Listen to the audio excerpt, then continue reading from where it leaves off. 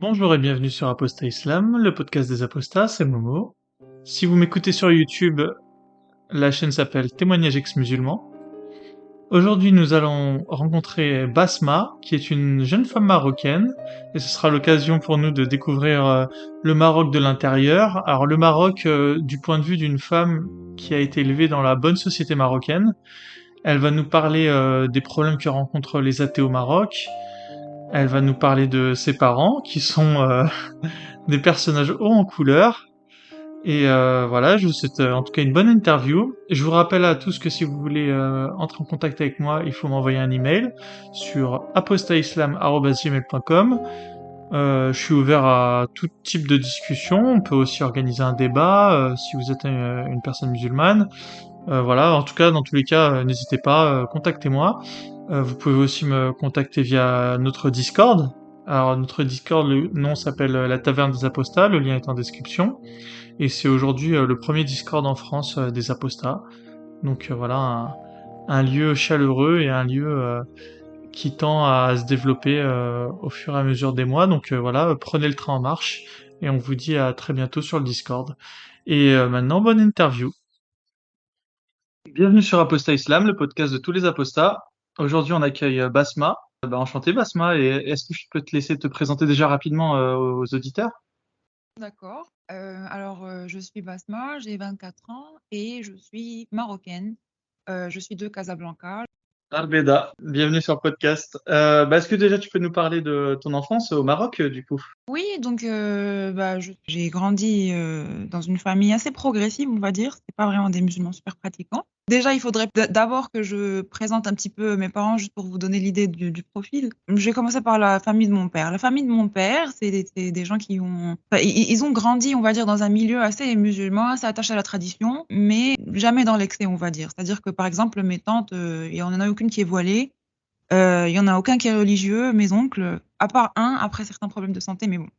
Donc voilà, déjà, mon père, je sais qu'il a fait des études en France, donc il a quand même, enfin, il est quand même assez scientifique. Il est comme quand il est rentré au Maroc, il avait un petit peu la culture des deux pays. Et après, bon, ma mère, elle a grandi un petit peu pareil, mais un petit peu plus dans la modernité, on va dire, un peu quand même plus extrême, parce que enfin, du côté de ma mère, en fait, mes oncles, c'était des rockers.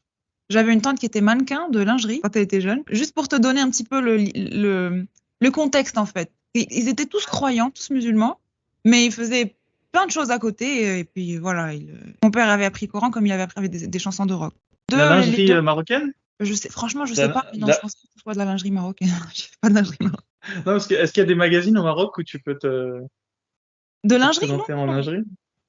Non, je pense qu'elle a fait ça en Belgique, parce qu'après, elle était partie. D'accord, ok, ok. Non, ok, non, mais après, tu sais, on dit que les choses évoluent tellement vite que c'est possible que dans les années 60-70, il y avait des magazines de lingerie au Maroc, hein, mais après, non, Tu je sais, pense c'est que là, je suis probable. parti trop loin. Je sais pas, mais en tout cas, ce que me dit mon père, c'est que quand lui, il était jeune, les gens étaient moins religieux. Donc là, je sais pas si c'est tout le monde. Voilà, je ne sais pas, parce que je n'y étais pas, mais c'est son interprétation des choses. Et du coup, mon enfance. Donc, moi, comme je t'ai dit, j'ai grandi avec des parents croyants, mais sans plus. Voilà, ils faisaient la prière chaque jour, on faisait le ramadan, on faisait les fêtes. Voilà, je savais qu'il y avait un Dieu. Je pensais qu'il y avait un dieu pour chaque pays. Je pensais qu'on avait le dieu du Maroc pour le Maroc. Et voilà, donc c'était flou en fait. Je savais qu'on avait une religion, mais voilà, qu'est-ce que c'est que cette religion? C'est au primaire en fait que j'ai commencé à comprendre, parce que justement, au primaire, on nous intègre l'éducation islamique dans le système scolaire. Et donc, c'est là que tu apprends ce que c'est en fait, les piliers de l'islam, qui est Dieu, voilà, comment faire la prière, des trucs de base. Et tu fréquentes un peu les enfants avec toi, qui ont peut-être des parents plus religieux. En général, on avait un à trois enfants dans ma classe qui devaient être un peu religieux, des petites filles voilées, des enfants qui partaient à la mosquée plutôt, enfin, qui faisaient des cours à la mosquée. Et du coup, bon, moi, je les admirais un peu quand j'étais jeune. Et je demandais toujours à mes parents, ouais, inscrivez-moi à la mosquée, moi aussi, je veux y aller. Parce que pour moi, c'était cool de s'y connaître en religion et tout. Et enfin, mes parents, ils s'en foutaient un peu. Ça n'a jamais eu lieu. Et on va dire que, bah, voilà, on a grandi un peu normaux, quoi. Il y avait pas la religion, elle n'était pas super présente dans notre vie. C'était juste une identité, voilà, une culture. Mais du coup, tes parents, ils ont refusé de t'emmener à l'école coranique, Ah oui, oui, à c'est la ça? mosquée, oui, oui, oui. Ok, non, c'est intéressant. Et tu te souviens du prétexte? Non, ils disaient juste OK, on va le faire, et puis ensuite ils faisaient comme si ça n'était jamais arrivé. Mhm. Non, c'est intéressant. Et tu penses que t'es musulman, ton enfant te demande d'aller à la mosquée. Me dis pas que tes parents, entre eux, ils en ont pas parlé ensuite. Tu vois ce que je veux dire? Le soir, avant de dormir, quand Je sais. personne n'écoute. Est-ce que tu penses qu'ils ont volontairement annulé ta visite, enfin ton inscription à la mosquée, ou c'est vraiment, ils ont oublié comme si c'était vraiment quelque chose peu importante. Est-ce que tu vois la nuance entre les deux? Oui, oui, oui. Non, je pense qu'ils voulaient pas. Je pense qu'ils voulaient pas. Ok. Parce que déjà, je pense que, je sais pas si je peux en parler maintenant, mais il faut que tu saches que la société au Maroc, c'est une société, mais il y a des sous-sociétés. Il y a Vas-y, des... non, présente-nous la société marocaine. Moi, je Alors, la c'est connais que très complexe. des Oui. vacances que je passe au Maroc, donc je pense que j'en ai une vision biaisée. Alors je pense que c'est très complexe. Vraiment, il faut un sociologue du Maroc pour t'expliquer, parce que franchement, il y a tellement de Écoute, profils. on n'en a pas, mais on a une apostate marocaine, donc je pense que Ouais. je pense que on se fera à ta vision des choses pour aujourd'hui. Et vas-y, Bah, je vais vas-y. déjà te donner ma perspective, moi, en tant que Ouais, personne qui a voilà, grandi dans exactement, ta ce milieu-là. perspective. Voilà. Ok, donc en général, moi, ce que je sais, c'est que par exemple, quand tu vas dans les campagnes, dans les petites villes, tu trouves les gens sont plus conservateurs, en fait. Plus conservateurs, bien plus, on va dire, un peu plus religieux, voilà. Et quand tu pars, voilà, en général, tu vas trouver des personnes un peu plus progressives dans les grandes villes, plus exposées, on va dire, à la culture internationale, à la modernité et tout. Et donc, tu vas avoir d'autres courants de pensée. Et donc, il y a des personnes, presque tout le monde est croyant, on va dire, mais il y a des croyants qui pratiquent la religion et qui pratiquent l'islam et qui pratiquent, voilà, l'islam, qui s'intéressent à l'islam. Il y a des croyants qui ont entendu parler de l'islam et qui essaient de le pratiquer autant qu'ils le savent et qui le mélangent un peu à la culture traditionnelle, tout ça. Et il y a des gens qui sont croyants, mais qui ne pratiquent pas, enfin, qui pratiquent l'islam comme ils le veulent, en fait. Et il y en a beaucoup, en fait. Il y en a beaucoup. Moi, j'ai vécu dans ce milieu-là. J'ai vécu en étant croyante. Mais ce que j'aimais pas dans l'islam, je l'acceptais pas, puis c'est tout. Du coup, mes parents, voilà, ils buvaient pas, ils faisaient pas, ils faisaient rien de, enfin voilà, ils étaient quand même un peu dans le cadre de la société musulmane, mais ils aimaient pas les religieux. T'as des Ils anecdotes aimaient à pas nous les raconter? religieux. Ou t'as Bah, senti du coup, un... ma mère, elle déteste les personnes, elle déteste pas, mais elle aime pas le voile, elle a peur des personnes voilées. Il y en a beaucoup au Maroc. Elle Oui, faisait oui, comment oui. pour se faire Elle des les amis? aimait pas au travail. Elle les aimait pas au travail. D'ailleurs, mon père aussi, pas autant, mais ma mère, surtout ma mère, elle disait toujours que elle avait ces mauvaises expériences. C'est pas général, bien sûr. Moi, je suis pas d'accord avec elle, mais elle disait toujours que ses problèmes, elle les avait toujours avec des personnes voilées parce qu'elle pensait toujours, elle trouvait qu'elle la prenait de haut parce qu'elle, elle était pas voilée, portait des jupes, des trucs comme ça. Elle trouvait que c'était de l'hypocrisie, que c'était du détail et que c'était pas ça l'islam. Pour elle, l'islam, c'est être bon avec tout le monde et voilà. Tu vois en fait, elle aimait pas les gens qui se focalisaient sur les détails et qui oubliaient un peu cette bonne foi qu'elle pense que l'islam prône. Je sais pas si ça a du sens. Non, c'est parfaitement clair. De toute façon, c'est connu que l'islam malékite, donc du coup du Maghreb, est assez porté sur l'orthopraxie, donc tout ce qui est, en gros, se faire voir comme un bon musulman plutôt que sur la voie spirituelle. Oui, c'est possible. Enfin, je t'avoue que l'islam malékite, tout ça, moi, je me suis bien intéressée. Beaucoup. En fait, l'islam malékite, du coup, c'est au Maghreb. Ouais. En fait, c'est une généralisation, mais si je devais rester, on va dire, pour faire un petit cours de qu'est-ce que c'est les quatre écoles juridiques, bon, voilà, on va dire c'est l'occasion d'en parler. Donc l'islam malékite au Maghreb, c'est à mon sens plus porté sur voilà les tenues vestimentaires, tout ce qui est tout ce qui est plutôt du paraître. Et après, tu as l'islam hanbalite, on va dire d'Arabie Saoudite, qui est voilà beaucoup plus au pied de la lettre, avec beaucoup, enfin, c'est beaucoup plus dur dans la pratique, beaucoup plus rigoriste. Ensuite, tu as les hanafites, qui sont plutôt les Turcs, et eux qui sont eux, c'est plus spirituel, tu vois. C'est pour ça que tu as beaucoup de soufis là-bas en Turquie. Ensuite, le dernier islam, c'est le chaféite, et là, c'est plus l'Égypte. Et l'Égypte, je t'avouerai, je sais pas trop ce que ça donne dans le quotidien, donc voilà.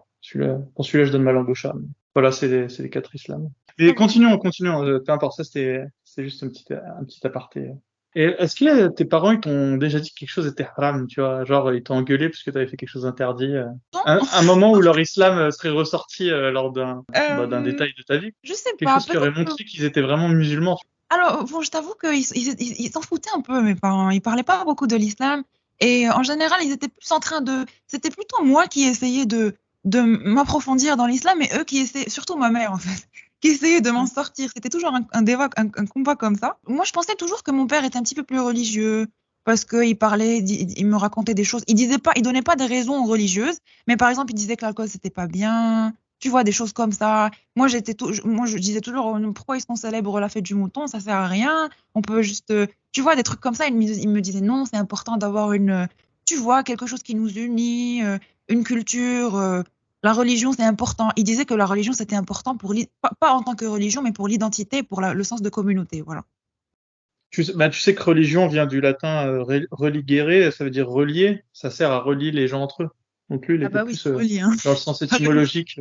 Ça traduit beaucoup la mentalité, enfin, en tout cas, des personnes comme moi, on va dire, pas comme moi, mais dans le milieu dans lequel j'ai grandi, parce que c'est aussi des personnes dans mon école, les parents de mes amis, tu vois, il y a plein de monde qui est comme ça au Maroc, pas juste ma famille, qui sont très croyants, qui croient en Dieu et qui vont vers lui quand ils ont besoin voilà, de spiritualité, mais qui pratiquent pas en fait l'islam. Est-ce que dans ta famille, il y avait des gens qui étaient apostats peut-être? Ou vraiment pas du tout religieux, quoi? Pas du tout religieux, oui, il y en a plein. Les frères et sœurs de ma mère, ils sont tous pas religieux, hein, ils Eux, ils pratiquent pas n'avaient du pas tout un le... traitement de ça. Ok, mais ils n'étaient pas moins bien vus par ton père, par exemple, de ce fait-là. Pour d'autres raisons, pas vraiment pour des Ok, raisons religieuses. ok. Non, ok, intéressant. Ok. Bah alors, parlons de ton adolescence. L'adolescence d'une Marocaine de la bonne société, on va dire marocaine, d'une grande ville comme Casablanca. Raconte-nous Ok, comment bah c'est. alors j'ai grandi, on va dire, toujours dans la culture musulmane parce que il faut que tu saches que même dans un milieu où les parents sont progressifs, on Oui, est toujours exposé à la religion. Parce que quand tu vas à l'école, tu as des cours de religion. L'éducation islamique, c'est dès le primaire jusqu'à la fin du lycée. Donc tu as toujours des profs, même quand tu vas pas. Moi, je partais à la mosquée qu'avec la famille de mes amis pendant le ramadan pour faire la dernière prière des tarawih. C'est le seul contact avec la mosquée que j'avais. Mais à part ça, on avait une éducation islamique à l'école. Donc, on vivait normalement, on va dire. Moi et même les gens de ma classe, on vivait assez normalement. Il y avait des exceptions religieuses, on va dire. Mais dans ma classe, les gens étaient normaux, quoi.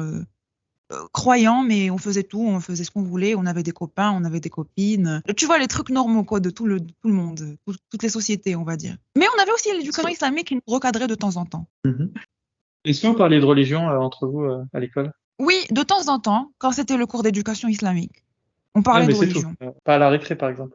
Pas tellement, non. Ok, ok, C'était surtout intéressant. des commérages, tu vois. Ouais, elle porte le voile, mais elle fume. Porte le voile, mais elle enlève son voile quand elle va au café. Des trucs comme ça, tu vois, des commérages, quoi. Et c'est toujours Mais contre ça les filles, c'est n'existe pas très en France, hein. romantique. Parce que c'est marrant, ce qui est normal au Maroc n'est pas du tout normal en France, hein. Mais non, non, c'est bien, c'est intéressant. Non, mais justement, parce que l'islam au Maroc est très culturel, je trouve. Plus culturel que... Enfin bon, ça, j'ai réalisé après, mais on y arrivera. Mais du coup, ouais, il y avait des petits commérages comme ça. Mais il y avait rien il y avait pas de débat où on faisait des fatwas entre nous, hein. Mais c'était surtout pendant l'éducation islamique qu'on parlait vraiment d'islam, en fait. On parlait d'islam, quand on avait des questions, on les posait aux profs. Et les profs, c'était des profs qui étaient pas cons, en fait, parce qu'ils savaient comment nous faire avaler les choses difficiles, quoi. Donc, Donc quoi? ouais. Bah, par exemple, je sais pas, moi, je faisais du portrait quand j'étais jeune et on me disait toujours, ouais, le portrait, c'est haram, tu peux pas faire de portrait, tu peux pas faire dessiner les gens et tout. Du coup, moi, je demandais au prof, il le disait très gentiment, il me disait, oui, mais tu sais, c'est pas sûr, mais juste essaie d'éviter, juste pour être dans le bon camp, essaie de dessiner plus de nature, des trucs comme ça. Il me disait pas, en fait, brutalement qu'il fallait pas le faire. Ou, Ça a par marché ou exemple, pas? non, ça a pas marché. Non, en Ils n'ont fait, pas été parce que assez brutal, mon alors. père savait détourner, en fait. Mon père savait détourner la chose. Il me disait, pour ça, il m'avait dit, Dieu est déjà parfait. Il sait qu'il est parfait et c'est pas toi qui vas remettre en question sa perfection. Donc, du coup, moi, ça me mettait à l'aise et je continuais de faire ce que je voulais. Et il y avait ma mère aussi qui disait un truc bien. Tu sais, comme quoi on peut détourner la religion comme on veut, hein. Elle disait, Dieu, enfin, Allah jamil wa yuhibbul jamal, c'est un truc, enfin, je sais pas si c'est dans le Coran. Je sais pas, franchement. C'est Dieu est beau et il aime la beauté. Non, Vous non, l'utilisez comme c'est un vous voulez. hadith, hein. Non, si, si. Ah, Oui, ok, c'est bah un voilà. hadith. D'ailleurs, on peut Du dire coup, que ma le mère, quand prophète elle voulait porter des était jupes pour grossophobe. des... Quoi? Tu connais la grossophobie? Oui, oui, oui. Bah, les musulmans sont de nature grossophobes, ou pas? Ils aiment pas tout Ah ce bon? qui est laid, quoi. Ah oui, oui, oui, bah, c'est possible, hein. On est un peu quand même... bah, il y a un peu de laideur au Maroc, hein. Je ne pas se voiler la face, mais en principe, j'imagine que oui. Après, je peux te Non, dire qu'il mais y a beaucoup de monde qui s'en fout au Maroc. Les apparences physiques, c'est vrai que c'est quand même assez important pour certaines personnes, mais pour d'autres personnes, franchement, c'est pas ce qu'ils font. Après, on a d'autres problèmes, peut-être que c'est pour ça. d'autres problèmes, préoccupations, on va dire, mais c'est Et c'est possible. quoi tes préoccupations d'adolescente? Bah, c'était les garçons. C'était les Mais comment vous faisiez d'ailleurs avec les garçons? Parce que c'est interdit de se fréquenter, non? oui, c'est interdit et il y avait beaucoup de parents qui interdisaient ça aux enfants, bah, c'était super, tabou, quoi. Entre les enfants et les parents, on parle pas de son copain, de sa copine. Enfin, moi, Mmh. j'avais une famille qui était en plus, j'ai vécu avec ma mère, donc avec mon père, bon, je lui raconte pas trop ma vie personnelle, mais ma Mmh. mère, si. Et franchement, ma mère, elle était normale, quoi. Il y avait pas de problème avec mes copains. J'avais des amis dont les parents étaient quand même assez extrêmes. Il fallait pas la fille devait pas fréquenter des garçons ou pas trop, si c'est romantique, c'est interdit, tu vois? Des trucs comme ça. Mais Mmh. en gros, les filles, ce qu'elles faisaient, c'est qu'elles le faisaient en cachette et Mmh. je pense que les garçons aussi, hein. Parce que ouais, les garçons aussi, ils ont des enfin, j'ai rencontré des garçons dont les parents étaient très religieux, ils devaient vraiment cacher leur contact avec les filles, quoi. Ils s'en privaient quand même pas. Est-ce qu'ensuite tu avais une réputation si tu sortais avec un garçon ou il n'y avait pas de ça à votre échelle? Il y a des gens qui te jugent, surtout les gens de mon primaire qui sont après devenus religieux et tout, ils me jugeaient, on m'a déjà traité de pute. Mais Ouais, quand même. ah oui, non ça c'est normal, on te traite de Non, pute. ce qui est bien avec les Marocains, c'est que on n'est pas tout à fait pareil, hein. Ce Non qui te semble une anecdote aurait pu mais tu sais traumatiser des petites après filles françaises. quoi? Non, mais ce qui est marrant, c'est que toi, tu trouves des choses un peu entre guillemets normales et si je te sors pas les verres du nez, tu vas pas nous les dire en fait. Ah oui. Ok, ok, Non, bon, ok, tu te après faisais traiter de quand pute on est et ça va, adolescent plus, tu le vivais bien. je m'en foutais un peu aussi, tu vois? Parce que je me disais: «Ouais, c'est des gens qui pensent pas comme moi, moi je fais ce que je veux et puis moi je sais que je fais rien de mal», tu vois? Donc pour moi ça n'a jamais été un problème. Après ça me faisait chier quand c'était un problème, quand on voulait te salir ta réputation avec tout le monde et que tout le monde, parce que ça m'est arrivé un jour, mais ça c'était pas religieux ça. Je pense pas que c'était religieux, c'était juste, Tout est... tu vois Bah, la vas-y, la raconte. Et mentalité, moi, je vais faire le juge, je vais te dire si c'est religieux ou c'est pas religieux cette affaire. Vas-y. On va essayer de j'avais voir la différence entre la culture et la religion, là, avec ton anecdote.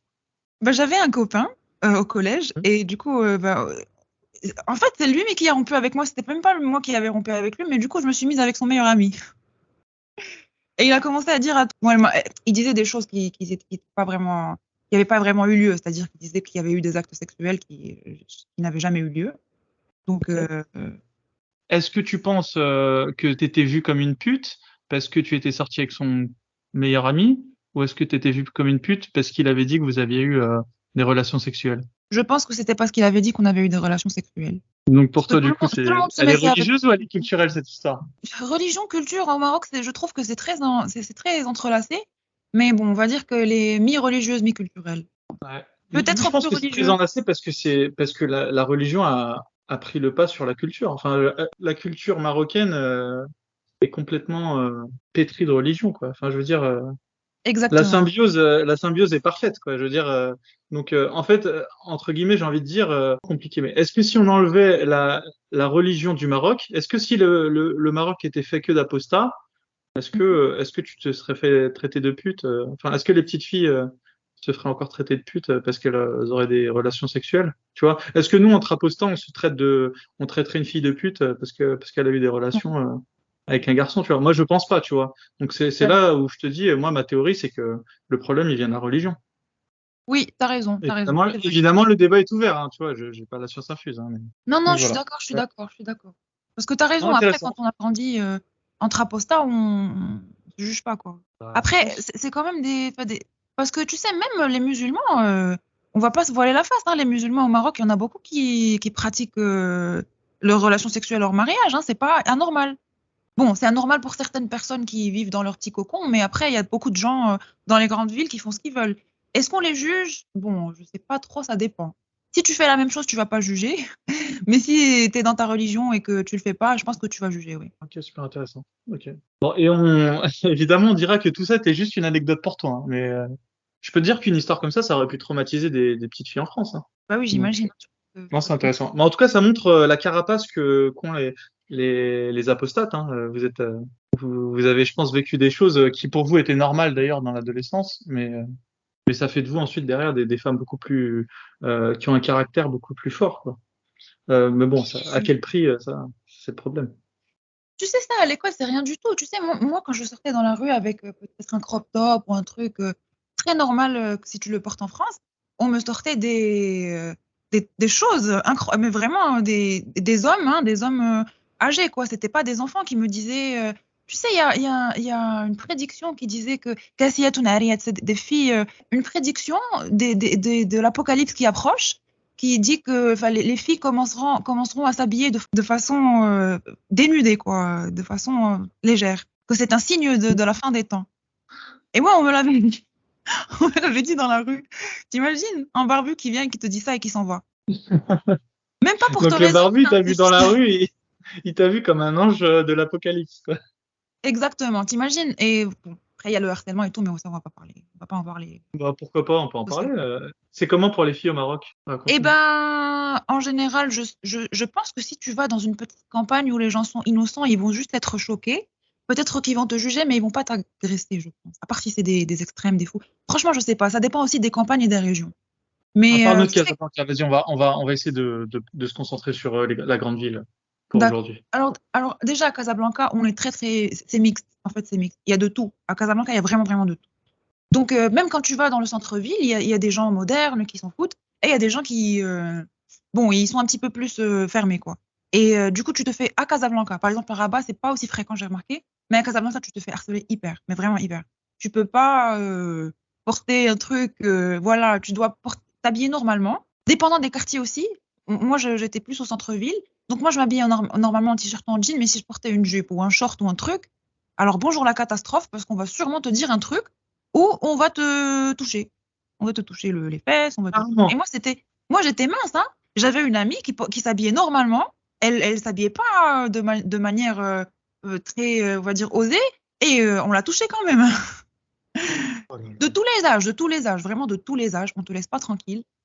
Les voilées aussi, un jour, on l'a draguée. Elle et sa mère, elle est voilée. Elle porte des choses très, très amples. On les a voilées en combo. Pardon, on les a draguées en combo. T'imagines? On Ma laisse théorie, personne c'est qu'en tranquille. fait, à force de voir des femmes en voile, le voile n'est même plus un obstacle à la drague, en fait. Tu vois ce que je veux dire? Ah non, pas du tout, pas du tout. Les mecs ont décidé de draguer, bah, avant les femmes n'étaient pas voilées, donc ils allaient pas draguer les quelques voilées, mais maintenant que tout le monde est voilé, bah écoute, il faut bien draguer quelqu'un, donc ils se mettent à draguer les femmes voilées, hein. Et puis, Oui, oui. maintenant peut-être, on va dire celles aujourd'hui qui sont pas voilées, draguer, c'est les femmes en niqab, par exemple, tu vois. Mais je peux t'assurer que le jour où tout le monde est en niqab, eh ben, ils dragueront Ouais, les les femmes en dragues. niqab. Parce que je pense que la théorie des femmes musulmanes, c'est de se voiler pour éviter la drague. Mais ce qu'elles comprennent pas, Ouais. c'est que, en fait, elles le font que relever d'un cran, on va dire, la tenue vestimentaire. Mais les mecs ont envie de draguer, donc elles peuvent relever d'autant de crans qu'elles veulent la tenue vestimentaire. Les mecs continueront à draguer, quoi. C'est qu'un répit temporaire, on va dire, le voile. Bah, la preuve en est avec ton anecdote, hein. Oui. Et du coup, Ah ouais. moi, je pense que c'est pas juste les femmes, en fait, c'est tout le monde. C'est vraiment tout le monde est coupable de ça. Ouais, c'est évident. Après, il y a une culpabilité quand t'es une fille parce que on t'apprend à l'école. Le truc du voile, c'est un peu flou dans le Coran. Je pense que vous en avez déjà parlé, mais c'est un peu flou, hein, le voile, tout ça. Je pense que ça existait avant le Coran et qu'ils ont adapté le verset à la tenue qui existait déjà et ils ont imposé le voile.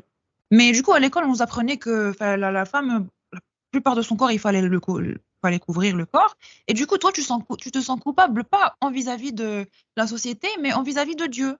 Parce que quelles que soient les raisons pour lesquelles le voile a été imposé, ben, on te dit à l'école qu'il a été imposé, donc il faut le faire. Tu vois, des fois, une fille, elle veut se sentir belle. Et du coup, il y a des filles qui, même quand elles portent le voile, elles veulent bien s'habiller, elles veulent quand même être belles.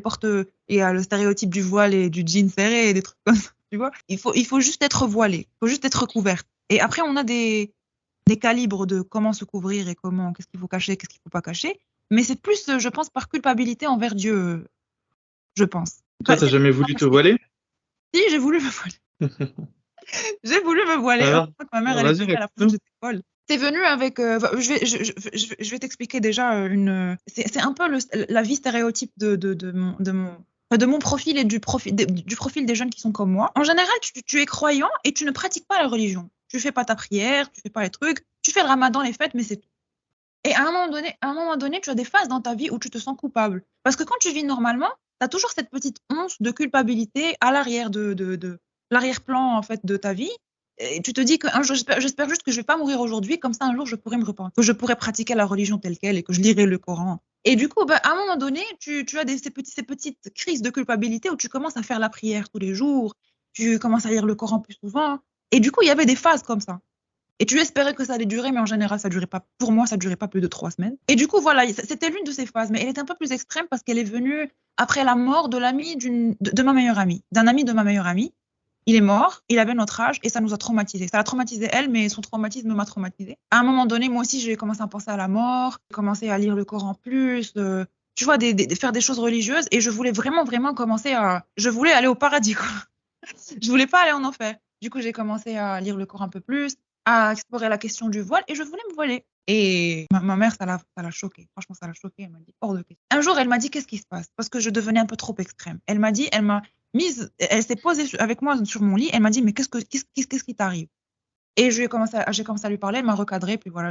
Elle t'a dit quoi? Elle a essayé de chercher quel était mon mal. Pourquoi est-ce que j'ai été en train de me convertir en super extrême?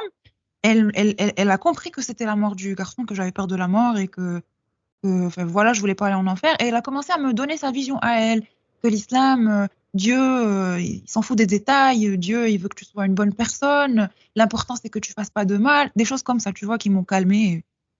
Finalement, je m'en foutais du reste. En plus, la question du voile, le truc, c'est que la question du voile spécifiquement, comme je t'ai dit, elle est floue parce que qu'est-ce qu'il faut couvrir? Ça, je pense que c'est plus culturel que religieux. Moi, personnellement, c'est ce que je pense. Après, il y a la question de si on n'est pas sûr de ce qu'il faut couvrir, pourquoi est-ce qu'on se couvre entièrement pendant la prière? Est-ce que c'est obligatoire? Des choses comme ça, mais vraiment, dans le verset du Coran, moi, je trouve personnellement que c'est quand même flou. On ne sait pas ce qu'il faut couvrir exactement. Qu'est-ce que ce mot a comme sens? Ça pourrait prendre, personnellement, je pense que ça pourrait prendre plusieurs sens. Une théorie sur ce verset, c'est que, en fait, dans l'Arabie de l'époque, les esclaves étaient nus, tu vois, elles étaient torse Oui, nu, on va dire.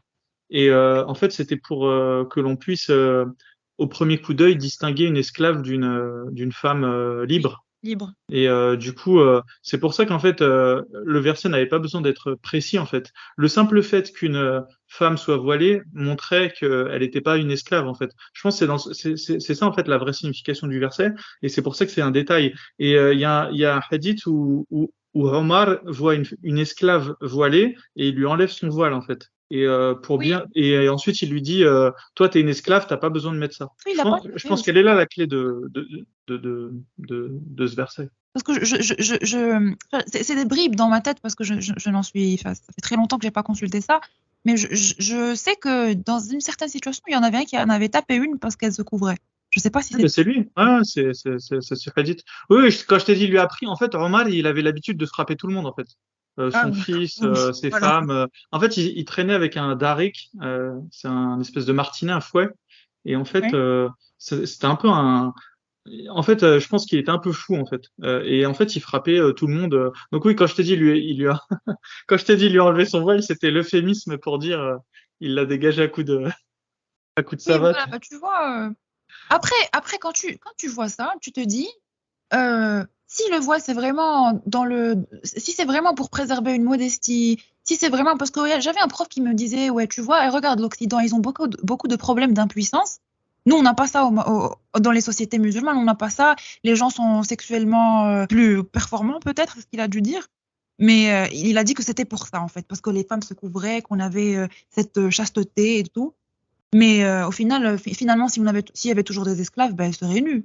Pourquoi elles ont pas le droit de se couvrir? Déjà, cette question d'esclavage, c'est tout un autre sujet. Mais dans cette époque-là, imagine qu'on vive dans cette époque-là, qu'il y ait des esclaves, que elles doivent se dénuder. Ça supprime ça supprime tout ce raisonnement, en fait, je trouve. Non, mais c'est bien pour ça que le Coran il est bien fait, en fait, le Coran. Il est très flou. Comme ça, ensuite, derrière, selon l'époque et le lieu et le contexte, tu peux toujours inventer une raison, en fait. Mais Exactement, ouais. voilà. Mais je pense que les Arabes de l'époque, comme ils n'avaient pas de problème avec l'esclavage, ils n'avaient pas besoin d'être. Voilà. Eux, je pense que à l'époque, la raison, c'était que bah, toi, tu es une femme libre, voile-toi. Je pense que pour les femmes de l'époque, c'était une raison suffisante. Tu vois, elles n'avaient pas envie d'être vues comme des esclaves. Tu vois, selon le contexte, tu peux toujours modifier un texte flou, quoi, Ouais. Après, cette question de de ta selon guise. moi, je trouve que c'est toujours une excuse parce que finalement, on nous dit toujours que le Coran est valable pour toutes les époques et pour tous les lieux. Mais après, à chaque fois que tu poses une question, ouais, non, parce que les femmes à l'époque, parce que les gens à l'époque, tu vois, c'est toujours une question de contexte. Ça, c'est injuste. Mais ça, c'est la petite apostate qui me parle. Et je pense que quand tu étais ado, tout ça, Tu me l'aurais Ah pas non, dit comme quand ça. j'étais ado, je me disais que c'était moi qui ne comprenais pas, que j'étais bête et que je comprenais pas l'arabe, sachant que j'ai étudié l'arabe, que je comprenais pas suffisamment l'arabe. Et nous, on nous justifiait tout par le rape. On nous justifiait tout par, il y a des choses que l'on ne sait pas, que Dieu sait, et voilà. Tu bourres tous les trous avec ça et tu te fermes la gueule mentalement. Voilà. Et Tu toi, te, tu te le mets à- Coran, tu le comprenais suffisamment pour vraiment comprendre la signification des versets ou je c'était vais enfin, le Coran, il est quand même assez littéraire. Il y a des mots qui sont quand même assez compliqués, on va dire. Mais après, on comprend l'arabe au Maroc. Tu vois, on étudie l'arabe classique, donc il suffit d'avoir juste un livre d'explication ou un dictionnaire pour comprendre le sens du mot, quoi. Et il y a des sens, t'as beau essayer de les faire dévier, le sens est là. Donc, par exemple, il y avait quoi qui te gênait à l'époque et ben, je me comme rappelle verset? qu'un jour, pendant le Ramadan, je voulais faire ma religieuse et tout, j'ai ouvert le Coran, j'ai commencé à lire la sourate des femmes, Nisa, la la sourate sourate avec 4, ouais. l'héritage. Ouais, exactement. Donc cette sourate, à un moment donné, il te dit, déjà la partie de l'héritage. Moi, je comprenais pas, je me disais, j'en voulais un peu à Dieu et je me disais, ouais, bon, il doit savoir pourquoi. Et du coup, bah, et à un moment donné, je vois qu'il faut frapper sa femme, qu'il faut l'enfermer. Si elle fait, je me rappelle plus de l'ordre, mais je sais qu'il faut, bah, je pense lui dire, après la frapper, ensuite l'enfermer s'il fait un truc mauvais. Et je me disais, mais c'est quoi qu'est-ce qui se passe là? Qu'est-ce qui se passe? Et j'ai relu parce que j'ai pensé que j'avais pas compris. Du coup, j'ai relu et relu. Et à un moment donné, j'avais tellement peur, en fait, j'avais le cœur qui battait. Je me disais, mais c'est quoi ce truc? En même temps, j'avais peur parce que je réalisais que c'était ma religion, qui était une religion parfaite. En même temps, j'avais peur parce que j'avais peur de moi-même, parce que je contredisais la religion et que ça, c'était vraiment l'interdit ultime. Que je pensais que j'étais pas d'accord avec le Coran, qui était censé être parfait. Et du coup, j'ai juste fermé le Coran et j'ai fait comme si ça n'était jamais arrivé et puis j'ai pas pu continuer. Intéressant. Et t'es pas retourné les jours après? T'as pas demandé à ton père ou à ta mère une explication? T'en as pas parlé à tes copines? Non, en fait, non. Parce que ça m'a tellement choquée que j'ai juste posé ça dans la zone déni, en fait, et puis j'ai continué ma vie et j'ai fini mon ramadan. Super. Et ça m'a trop choquée. Il y a beaucoup de parties qui me choquent. Je sais pas, il y a des histoires un peu extrêmes dans le Coran. Mais cette partie-là, franchement, moi, j'avais trouvé ça gore, quoi, barbare. Pas gore, mais barbare. Des choses gore, il y en a dans d'autres parties. Ok. Parlons de ton chemin vers l'apostasie, du coup, je pense qu'on va se diriger Oui, oui. tranquillement. Ouais. Du coup, la phase de la super religion, la super phase de religion, c'était vers le bac. Et après, bah, je suis partie vivre seule. Et du coup, j'ai commencé, on va dire, penser de moi-même. On faisait plus l'éducation islamique à l'université. Du coup, je commençais un petit peu à m'isoler avec moi-même et à essayer juste d'être plus consciente de moi-même et de en quoi je crois. Et à l'époque, j'avais entendu parler des athées, mais moi, je les jugeais. Je me disais, ouais, non. C'est des gens, c'est des hipsters, tu vois. Je disais non, ils ont pas bien compris, ils s'en foutent du Coran, ils ont pas lu. Et du coup, mais moi non plus, j'essayais de pas de lire le Coran, mais je m'étais un peu plus rapprochée de la religion. On va dire, j'avais commencé à essayer de prier plus souvent, de faire des trucs, tu vois, sans extrémisme, mais juste d'être un peu plus, on va dire, correcte dans ma pratique de l'islam. Mais le truc, c'est que j'avais toujours le problème des copains. Donc, j'arrivais pas à ne pas. Enfin, à un moment donné, j'ai eu un copain, quoi. Et bah, ce copain, il était athée. Et c'est après m'être mise déjà quand j'étais avec ce copain, il y avait beaucoup de conflits, on va dire, par rapport à ça, parce que moi j'étais musulmane, lui il était athée, on n'était pas d'accord sur certains plans. Et du coup, je commençais à me plaindre auprès de mes amis proches de ces problèmes. Et il y a un ami un jour qui vient vers moi, il me dit, est-ce que je pourrais parler à ton copain? Je lui dis pourquoi? Et il me dit, bah, ton copain, c'est un athée et je pense que je pense que j'ai quitté l'islam. Et moi, je suis furieuse. Parce que déjà, j'ai des problèmes avec mon copain. Je me dis, mais qu'est-ce qui se passe? Mon ami, il va pas bien. Non, non, non, il faut pas que ça se reproduise. Je vais aller parler à mon ami, je vais le remettre sur le droit chemin. Du coup, bah, je suis allée le rencontrer. Et cet ami-là, il est pas bête, hein. Il est quand même assez cultivé. Il fait ses lectures. On va dire qu'il est plus intellectuel que moi. Et du coup, on commence à parler de religion. Il commence à m'expliquer. Moi, j'étais dans le mindset de je vais aller le convaincre. Mais j'avais pas d'outils. Moi, mon seul, en fait, c'était un argument débile, mais c'est un argument qu'on a beaucoup en tant que musulman.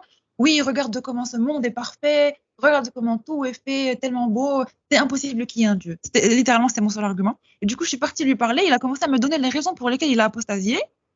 Et à la fin de la discussion, c'est plus moi qui lui posais des questions que lui. Donc moi, j'étais plus curieuse que lui. En fait, j'avais encore plus de questions. Tu te souviens de ces raisons? Il y en avait beaucoup. Mais moi, je me rappelle que le soir, je suis rentrée chez moi et je me suis dit, pourquoi est-ce que Dieu étant parfait, pourquoi est-ce que, et Dieu étant omniscient et étant en contrôle de tout, pourquoi est-ce qu'il fait en sorte que certaines personnes soient musulmanes et pratiquantes et correctes? Pourquoi est-ce qu'il laisse cette opportunité aux gens de juste sortir de l'islam ou faire des péchés, alors que lui, il est parfait et que déjà, on croit au destin en islam. On croit qu'il y a quelque chose d'écrit, il y a un destin.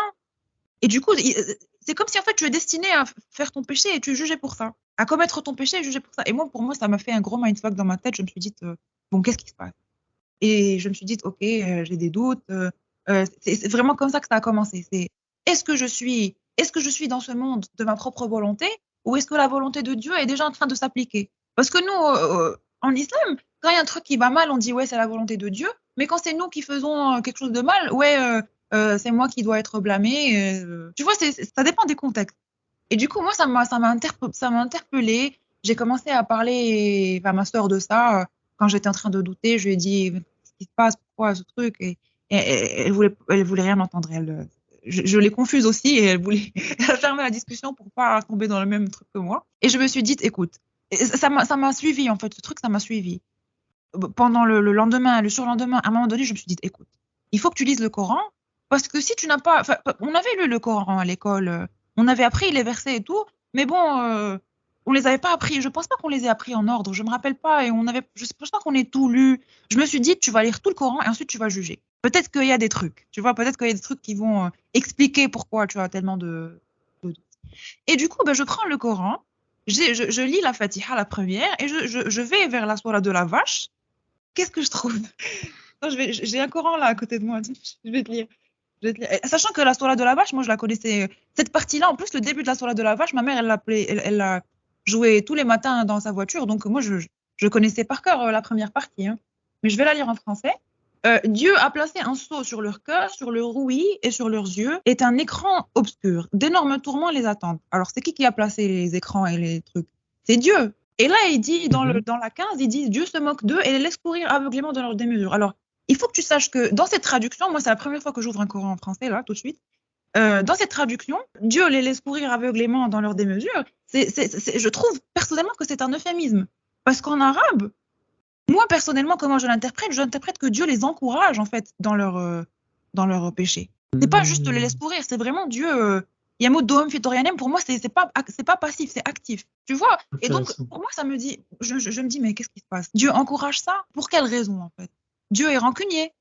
C'est soit Dieu est rancunier, soit il a un problème avec son ego, soit il se passe quelque chose. Dieu n'est pas parfait. Ça commence à clasher avec ma notion de perfection de Dieu. Parce que c'est soit Dieu. Déjà, et ça, c'était une amie musulmane qui est restée croyante d'ailleurs et qui a fermé la discussion aussi avec moi quand je lui en ai parlé. Elle m'a dit, je sens. Elle m'a dit un truc, elle m'a dit, je sens qu'on est comme dans un jeu vidéo et Dieu, c'est le joueur et nous, on est les petits personnages avec. Et en fait, il joue avec nous, en fait. Elle me l'a dit, t'imagines? Et moi, ça restait avec moi, en fait. Mais en fait, c'est ça. Et je me rappelle que j'avais vu quand les musulmans étaient. Quand il y avait l'apogée de la science dans l'islam et que les musulmans étaient scientifiques, il y avait beaucoup de débats sur ça. Sur est-ce qu'on a une volonté? Qu'est-ce que la volonté, finalement? Et quelle est la limite de cette volonté? Et tu vois, il y avait des choses comme ça qui ont plus tard été. Je pense qu'elles ont. Certaines théories qui ont été, on va dire, censurées. Pas censurées, mais juste évitées, voilà, par les Abbassides. Tout, quoi. Et du coup, moi, pour moi, c'était pas normal ce truc. Pas normal ce truc. Dieu, tu es parfait, pourquoi tu fais ça? Voilà. Pour moi, c'était. Et c'est comme ça, c'est vraiment ce qui m'a mis le pied hors de l'islam. Vraiment le tout petit orteil.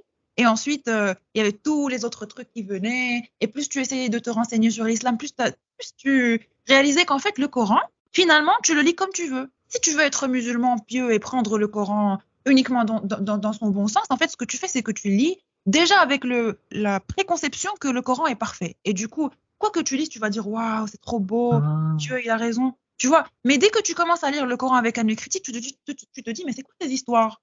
C'est quoi ces trucs en plus, les histoires supernaturelles de je sais pas qui, et les erreurs scientifiques, n'en parlons pas. On nous disait toujours à l'école, Dieu tout-puissant, le miracle de la science dans le Coran, et on nous donnait toujours l'argument de l'embryon. qu'il n'y avait pas les outils pour savoir comment se former un bébé à l'époque du prophète.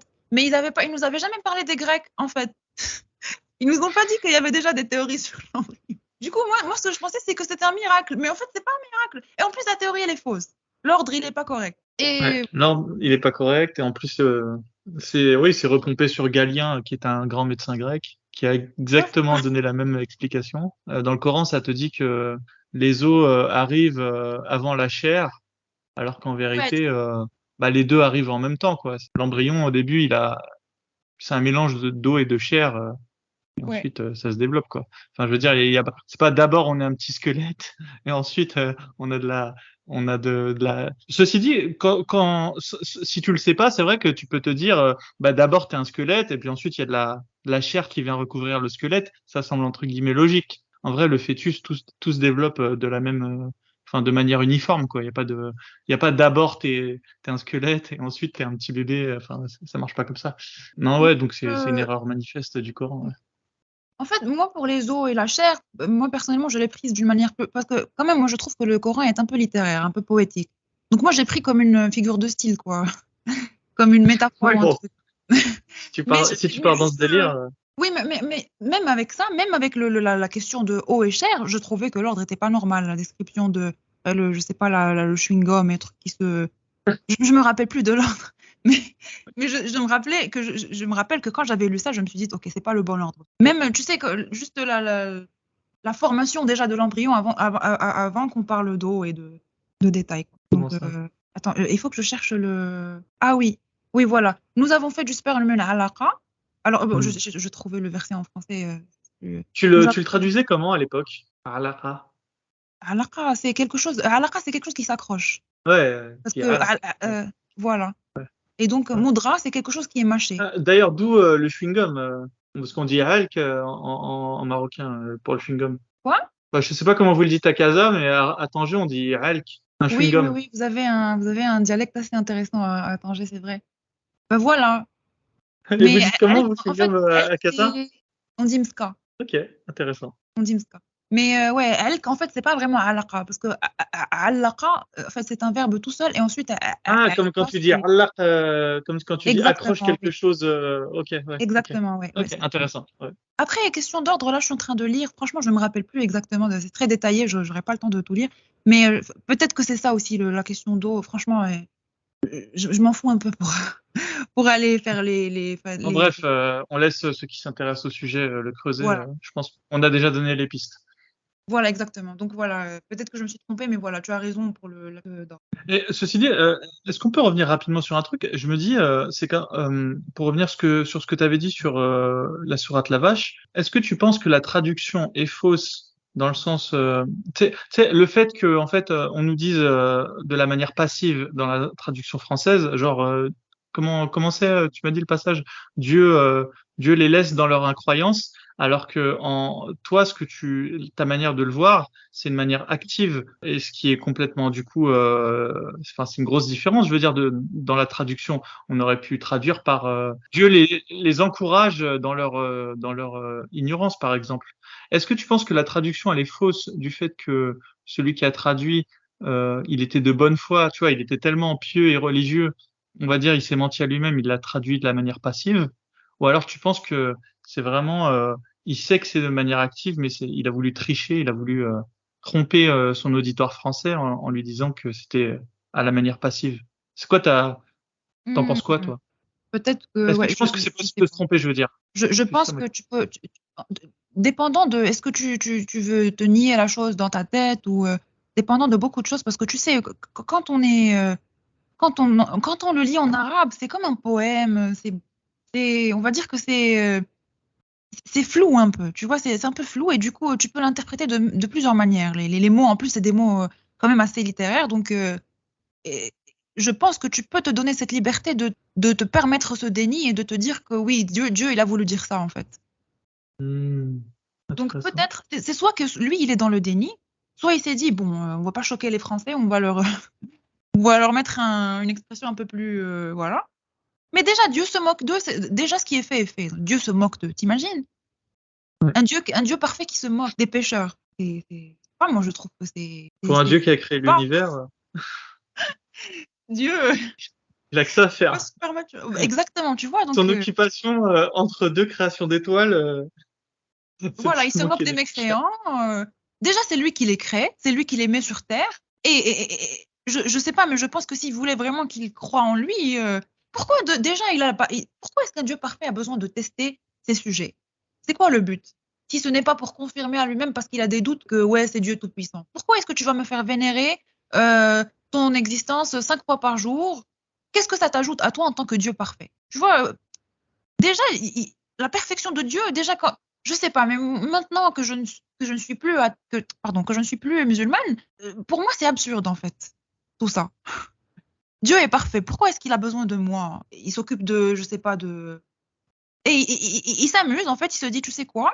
Je vais faire descendre le mot de mon mot, le mot de Dieu, dans une seule contrée du monde, en un seul langage, et on va l'adapter à la culture de cette région-là et de cette époque-là, et on va les laisser se démerder. Les gens dans l'Empire de Chine, les Amérindiens, ils vont juste se démerder, eux. Ça va leur atteindre, ça va les atteindre. S'ils meurent avant, bon, on verra ce qu'on va faire. Est-ce que, est-ce qu'un Dieu, je ne comprends pas. Moi, je ne comprends pas. Ça ne peut être qu'un être humain qui a fait ça, parce qu'en plus, comme avait dit la femme belge en fait que tu avais eue, qui disait que c'était trop subjectif et que c'était trop une coïncidence que ce soit apparu un petit peu dans la même zone de la Terre que la Bible et la Torah. Tu vois, c'est trop, c'est trop. Et que ça y ressemble, ça y ressemble. Et en fait, pourquoi est-ce que Dieu aurait besoin de descendre le livre 3 fois? Ou je sais pas combien de fois, mais je pense que c'est 3 fois. La Torah, la Bible et puis le Coran. Je comprends pas. Où est la perfection? Tu vois, pour moi, déjà, il y a une contradiction. En théorie, venant d'un Dieu unique, on pourrait s'attendre à ce qu'il descende une seule fois, en fait. Une fois suffit, normalement, c'était parfait. Enfin, Oui, moi, si demain tu me donnes tous les pouvoirs pour être parfait, on va dire, en une seule fois, normalement, c'est censé fonctionner, quoi. Enfin, exactement. Voilà. c'est ça la perfection, normalement. La perfection, c'est de pouvoir, d'atteindre son but, voilà, Exactement. Et le truc, c'est sans que qu'il y ait- C'est ma bah, définition de la perfection. Après, peut-être que la perfection chez les Marocains, chez les Arabes en tout cas, la c'est autre perfection, c'est chose. le Coran, c'est Dieu tel qu'il est. On se pose pas de questions. Franchement, on se pose pas de questions. Je me rappelle que quand j'étais au primaire, il y avait une prof qui nous avait dit, parce qu'en fait, les profs d'arabe, en général, au primaire, c'est un peu mélangé. Le prof d'arabe t'enseigne les autres matières aussi, dont l'éducation islamique. Donc, à un moment donné, on était en train de parler de... Non, on était en train de parler de science ou un truc, de la Terre. Je me rappelle qu'on parlait de la Terre. Mais après, elle nous avait dit un truc, elle nous avait dit, évitez de trop de poser de questions existentielles et elle nous avait dit, évitez de trop réfléchir et de trop vous poser des questions existentielles et de questions trop complexes, on va dire, parce que vous risquez de devenir fou. Vous allez perdre la tête. Que Dieu sait des choses que vous ne savez pas et que si vous vous posez trop de questions, eh ben, c'est pas votre rôle, c'est le rôle de Dieu. Vous allez perdre la tête si vous le faites. C'est au-delà de vous. Donc imagine, toi, au primaire, on te dit ça, tu vas grandir en évitant de te poser de questions spirituelles, en évitant de te poser des questions existentielles. Et déjà, quand tu écoutes les Marocains dans la rue, il y a des interviews. Un jour, il y a un type qui a demandé aux gens, si on te dit qu'il est athée, si un ami à toi te dit qu'il est athée, comment est-ce que tu réagirais? Et il y a des gens qui ont, je suis sûre qu'ils n'ont pas lu tout le Coran ou qui s'en foutent dans leur vie de tous les jours, mais ils lui disent, non, mais regarde, le Coran, c'est la réponse, c'est la perfection, toute l'explication est dans le Coran. Mais il n'y a pas d'explication dans le Coran. Finalement, où sont les réponses? La réponse, en fait, c'est que tu dois te bourrer avec la question de l'ghaib. Tu dois te bourrer tes questions, en fait, tes ignorances, tu les fermes avec Dieu sait, moi je ne sais pas. Donc, tu es conditionné dès l'enfance à penser comme ça. Tu vois. Ouais, on se demande quel type d'adulte ça va donner, quoi. Ouais, si je te donne deux pays, la seule différence, c'est que t'as dans un des deux pays, t'as les enfants, on leur dit que bah ils peuvent se poser toutes les questions qu'ils veulent. Voilà, il y a pas de limite. On les laisse explorer, voilà, aussi loin qu'ils le veulent, aussi loin qu'ils y arrivent. Et dans l'autre pays, t'as un pays où on te dit, bah voilà, le discours de ta maîtresse. Euh, Quel type d'adulte ça va donner, quoi. Moi, je pense que c'est un problème, quoi. Ça, quand t'es limité dans tes pensées, en fait, je pense que ça limite ensuite ta curiosité naturelle, tu vois, la curiosité de l'enfant. Il faut pas C'est vrai. s'étonner ensuite que les pays arabes soient les derniers en sciences, quoi. Parce que la science, finalement, c'est quoi? C'est toujours se poser des nouvelles questions, voilà, ne pas prendre les choses qu'on nous a données pour acquises et chercher toujours des limites nouvelles, tu vois. Sinon, on en sera encore à penser que la Terre est plate, Oui, si on s'était pas exactement. posé plus de questions. Enfin, voilà. Et durant la période de l'apogée de la science en islam, je pense, Les gens se permettaient en fait ce questionnement du Coran. Il y avait des courants qui se permettaient justement de prendre le Coran sous plusieurs angles en fait de vue. Et je pense que vraiment, on va dire, la science s'est calmée en islam. Je ne sais pas comment le dire, mais les musulmans ont arrêté d'être très scientifiques quand, à un moment donné, on a commencé à orienter la science. Parce que je me rappelle, il y avait le Ghazali qui disait qui filtrait les sciences, en fait. La science qui est bien pour la religion et qui confirme l'existence de Dieu et qu'il a raison, on la prend. Et la science qui remet en question, ben, on la laisse tomber. Tu vois, donc je pense que c'est à partir de là qu'on a commencé à avoir des problèmes parce que on se fie trop aux réponses justement du Coran, on a trop la flemme d'aller chercher autre part. Ouais, c'est triste, hein. Ouais. Est-ce que tu penses que le roi, il en est conscient de tout ça?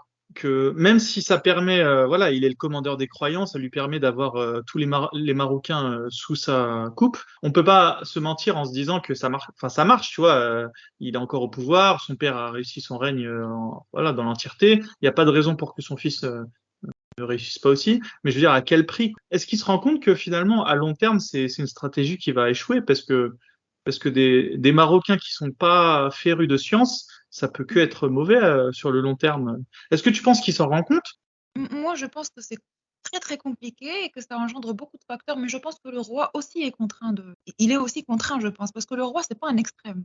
Tu le vois bien, je pense que le roi, c'est pas du tout un extrême. Je pense que lui aussi, il aurait voulu vivre sa vie normalement, mais du fait que sa famille, c'est les Alaouites, que enfin, tu vois, ils ont quand même l'image je sais pas comment ils le disent en français, mais en gros, nous, en arabe, on dit Amir el-Mu'minin, c'est le prince des croyants, comme ça. Tu vois, un truc Ouais, comme ça. Tu vois, c'est sa position. ouais, le commandeur des Il, croyants, il c'est est, ça. voilà.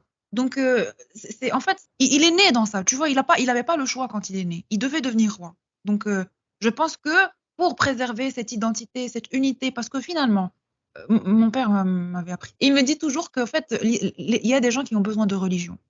Il y a des gens qui ont besoin de se sentir dans une communauté qui, justement, utilise la religion comme lien, en fait, entre chacun.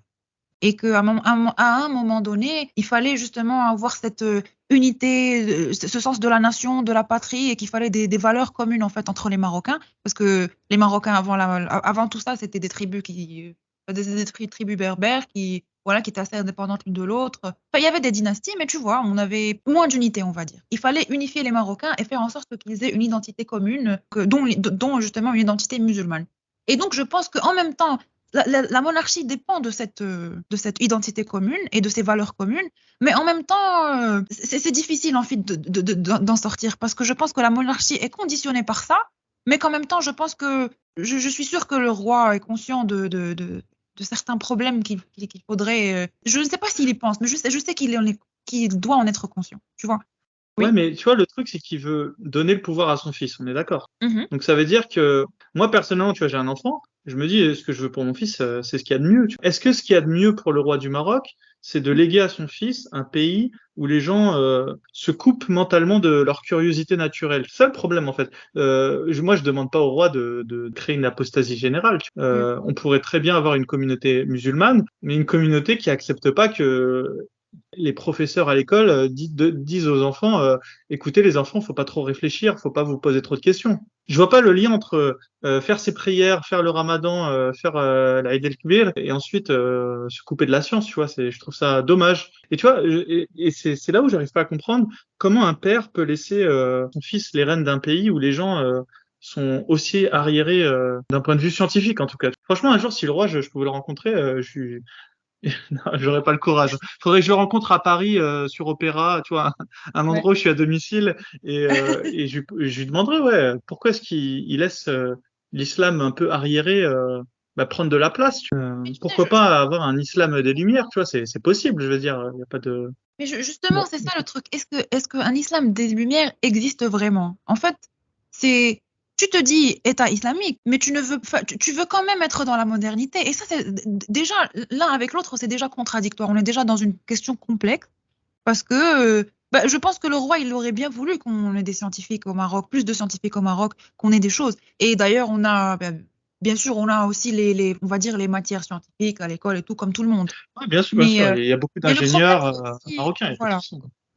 Mais le problème, c'est aussi la société en fait en elle-même. Tu vois, quand tu es issu d'un certain foyer qui pense comme ça, que le roi te le dise ou non, tu vas penser comme ça en fait, qu'il faut pas se poser trop Non, de mais ce questions. qu'il C'est peut ton faire, c'est prof. de faire redescendre les directives. Il devrait dire, écoutez, les professeurs à l'école, ils doivent s'occuper de l'éducation des enfants et ils doivent pas s'occuper de brider la curiosité des enfants, tu vois. À la limite on va dire que le côté un peu rétrograde soit dans les mosquées. Tu peux l'accepter, tu vois. Je peux me dire, ok, le roi, il a pas la main sur les mosquées, parce que ça, voilà, c'est tous les imams bon, voilà, chacun fait ce qu'il veut dans sa mosquée, on peut dire. Mais à l'école, qu'il n'arrive pas à, tu vois, Ah oui, par je exemple, comprends. que ta professeure elle ait pu avoir cette amplitude dans les conseils qu'elle peut donner aux enfants, moi ça me dérange parce que ta professeure, voilà, elle vous a, si elle s'est permise de vous dire ça, c'est que quelque part on la laisse faire, tu vois, même si évidemment on peut pas contrôler chaque professeur, tu vois, mais Oui, oui, oui, oui, oui. Après, je suis presque sûre qu'il est conscient qu'on a une société assez hypocrite. Oui, mais le problème, on a aussi un problème d'éducation, un problème de, voilà, je pense que c'est très mêlé à la culture aussi, à la société, parce qu'on a déjà je sais pas, quand tu es dans un milieu, quand par exemple tes parents n'ont pas fait d'études, hmm. qu'ils, pour eux, ils t'inculquent des choses. Toi-même, quand tu fais des études, tu te poses pas trop de questions et tu continues dans ce sens. Tu vois, même si tu es instituteur, par exemple, tu vas continuer, tu es quand même un peu traditionnel dans ton esprit et tu vas quand même continuer dans ce sens et inculquer ça aux gens parce que tu crois que c'est la bonne chose à faire. Après, il y a des profs qui vont t'encourager. Ça reste aussi, on va dire que c'est aussi dans le micro, c'est très complexe. Non, mais écoute, je pense qu'on a fait le tour. J'avais une dernière question sur l'école et après on parlera de ton apostasie. Est-ce que les profs ils vous frappaient à l'école? Quand j'étais au primaire, oui. Oui, on nous frappait. Ok, intéressant. Ok. Et plus au collège, ok. Et c'est général, tu Si, penses? si, si, je pense qu'au collège, oui, il y avait une femme qui était assez extrême quand même. C'était pas une religieuse, hein, c'était pas une religieuse. Mais Non, non, mais là, c'était vraiment une question sur ouais, sur le Maroc. Hein. C'était pas lié à la religion. non, non, moi au collège, j'étais dans une école privée, c'est-à-dire que tu paies de l'argent pour, Ouais. étudier, voilà. Donc normalement, tu es censé avoir plus de droits, on va dire. Mais on se faisait frapper aussi, hein. Ok. Non, parce que j'ai un cousin qui se faisait frapper. Il était dans une école privée Oui, marocaine. Et, non, ils se le permettent, je- hein. Ah, ok. Non, mais c'est intéressant. Avec C'est la intéressant de génération voir les d'après, différences maintenant, je sais culturelles. pas. Oui, oui, oui. Je pense que maintenant, la génération qui est venue après moi, je pense pas qu'ils soient aussi violents avec eux. Mais parce qu'ils sont quand même un peu plus rebelles que nous, ils ont leur mot à dire. Mais je me rappelle que nous, on donnait nos mains et on nous laissait. Avec la règle. Oui, avec la règle en fer. Putain, c'était trop mal. Ouais, j'ai quelques souvenirs. Ok. Bon, alors vas-y, parlons de ton apostasie là. Oui, alors l'apostasie. Du coup, j'ai rencontré l'ami, il s'est passé tout ce qui s'est passé et j'ai commencé à lire le Coran. Du coup, j'ai trouvé voilà, ce truc, c'est cette partie-là du Coran. Et du coup, c'est comme ça que j'ai commencé à avoir beaucoup de questions. Et voilà, tu vois que j'avais déjà des petits doutes sur le Coran. Du coup, en relisant ces passages-là avec un nouvel œil, franchement, ça m'a dégoûtée. Je me suis dit, qu'est-ce qui se passe là? C'est trop. Du coup, bah, j'ai juste, à un moment donné, je voulais lire tout le Coran, j'ai juste arrêté. Je me suis dit, bon, ça sert à rien. Tu comprends déjà que là, c'est une question d'interprétation, que maintenant, tu vois des choses que tu ne voyais pas avant et que voilà, ça va continuer comme ça. Donc, j'ai arrêté de lire. Franchement, j'ai pas fini. Et j'ai commencé à vivre ma vie autrement. Normalement, j'ai réalisé en fait que je me sentais mieux parce que j'avais plus besoin de Dieu et j'avais plus besoin. Enfin, le bien que je faisais, je le faisais plus pour moi-même. Tu vois, je le faisais plus parce que je voulais aller au paradis. Je le voulais plus parce que je voulais, je sais pas, ne pas avoir de problème avec Dieu. Je le faisais juste parce que je voulais faire du bien. Et ça, déjà, je me sentais mieux avec moi-même parce que je savais enfin, parce que je me disais, les gens sans religion, ils n'ont pas de repères. C'est ce que je pensais avant. Mais en fait, j'ai plus de repères là. Maintenant, je suis plus à l'aise avec moi-même. Je ne fais pas de mal. On dit que moi, je pensais que les apostats, avant quand j'étais musulmane, ils font du mal, ils vivent dans la débauche. Tu vois, des trucs comme ça. Et j'avais pas eu de très bons exemples d'athées quand j'étais jeune. Quand on était au lycée, au collège, les athées en général, voilà, c'était des hipsters, des trucs. Enfin, hipster, c'est pas mauvais, tu vois, mais on a un mot en arabe qui dit amer, ça peut avoir des fois des connotations mauvaises. Parce qu'en général, il n'est pas très stable dans sa vie. Bon, c'est un stéréotype. Là, je commence à dire des choses un peu mauvaises. Je ne suis pas d'accord avec ce que je dis. Mais bon, tu vois, des choses comme ça. Donc, j'avais eu de mauvais exemples sur l'athéisme. Et moi, quand je suis devenue athée, j'ai réalisé en fait que c'était pas une question de religion. C'était une question de culture. Et c'était une question de toi-même. Qui es-tu avec toi-même? C'est tout. Finalement, tu n'as pas besoin de religion pour être bon. C'est pas la religion qui te rend bon. Tu peux être religieux, tu peux être mauvais. tu peux être athée, tu peux être bon. Ça n'a aucun rapport. Et du coup, je me sentais mieux, je me sentais plus coupable. Et en fait, je me permettais enfin de déterminer ce qui était bien, ce qui n'était pas bien de moi-même. C'est-à-dire qu'aujourd'hui, je suis toujours contre les choses que je trouve mauvaises, mais quand j'étais musulmane, je me disais oui, oui, l'homosexualité, c'est pas très bien. Enfin, j'en avais jamais vu de ma vie des homosexuels, mais je me disais non, c'est contre nature, c'est pas bien. Aujourd'hui, je me dis que tant qu'on est bien et que voilà, que on fait de mal à personne, on est bien. Pourquoi aller rentrer dans la vie personnelle des gens et leur dire avec qui ils doivent être amoureux ou un truc, tu vois, des choses comme ça. Je me crée mes propres valeurs et je suis plus libre de penser ce que je veux sans être en contradiction avec quelque chose de parfait qui me fait chier. Dès ce fameux jour où tu as fermé le Coran, tu te disais apostate. Ça s'est fait Non, quand c'est même venu un petit peu progressivement. progressivement. Ok, d'accord. Ouais. Ok. Je voulais pas poser de nom dessus, je voulais pas me poser un label et me dire voilà, je suis croyante ou je suis Ouais, pas croyante. tu voulais juste Mais plus y avec le penser, quoi. temps, oui, voilà. Avec le temps, franchement, plus tu vis ta vie et tu commences à ne pas trop y faire attention, plus tu te dis mais putain, c'est tellement absurde. Et finalement, à un moment donné, tu te dis on va arrêter. Oui, je suis athée. Oui, je me pose cette étiquette et c'est normal. Il n'y a pas de connotation, il n'y a pas de négativité, il n'y a rien du tout. Je suis athée. Ok, Comme je suis une fille, comme je suis marocaine, comme je suis. ok.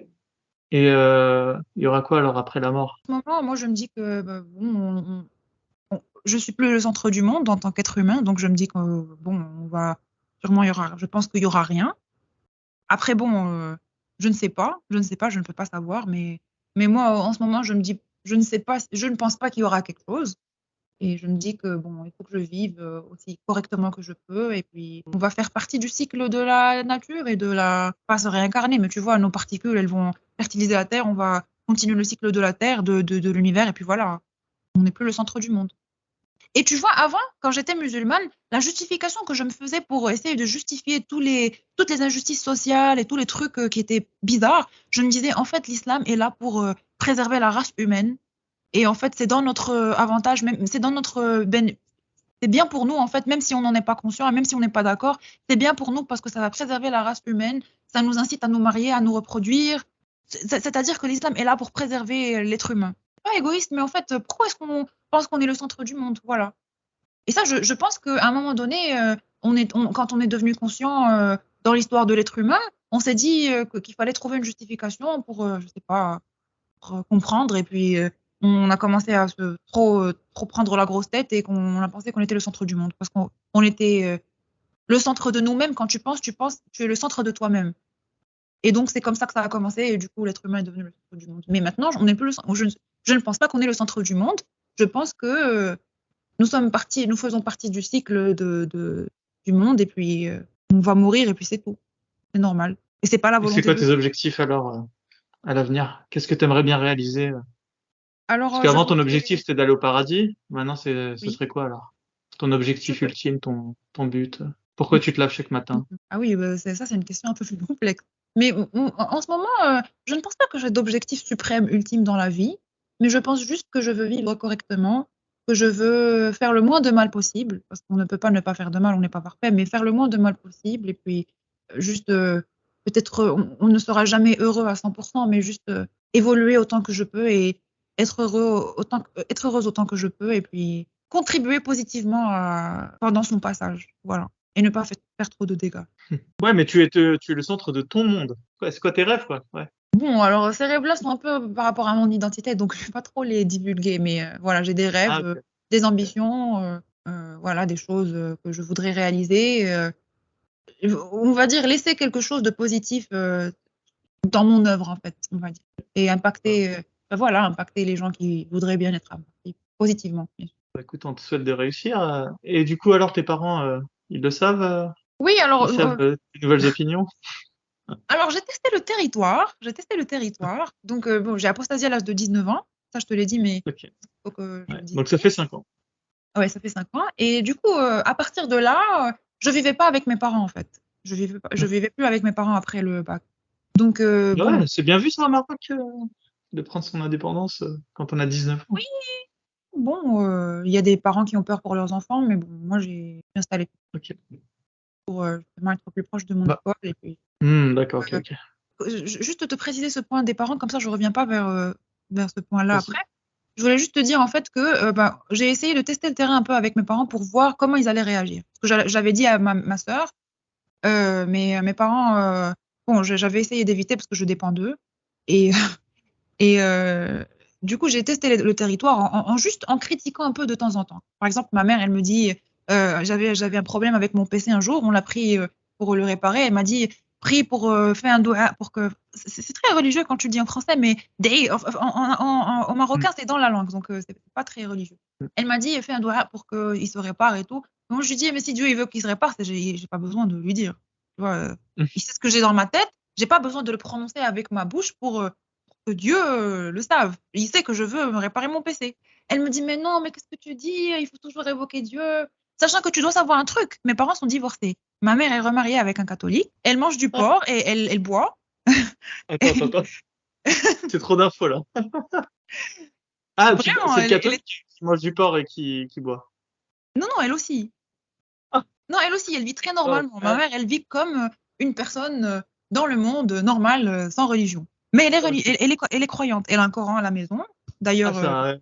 C'est un spécimen, hein, ta mère. Hein.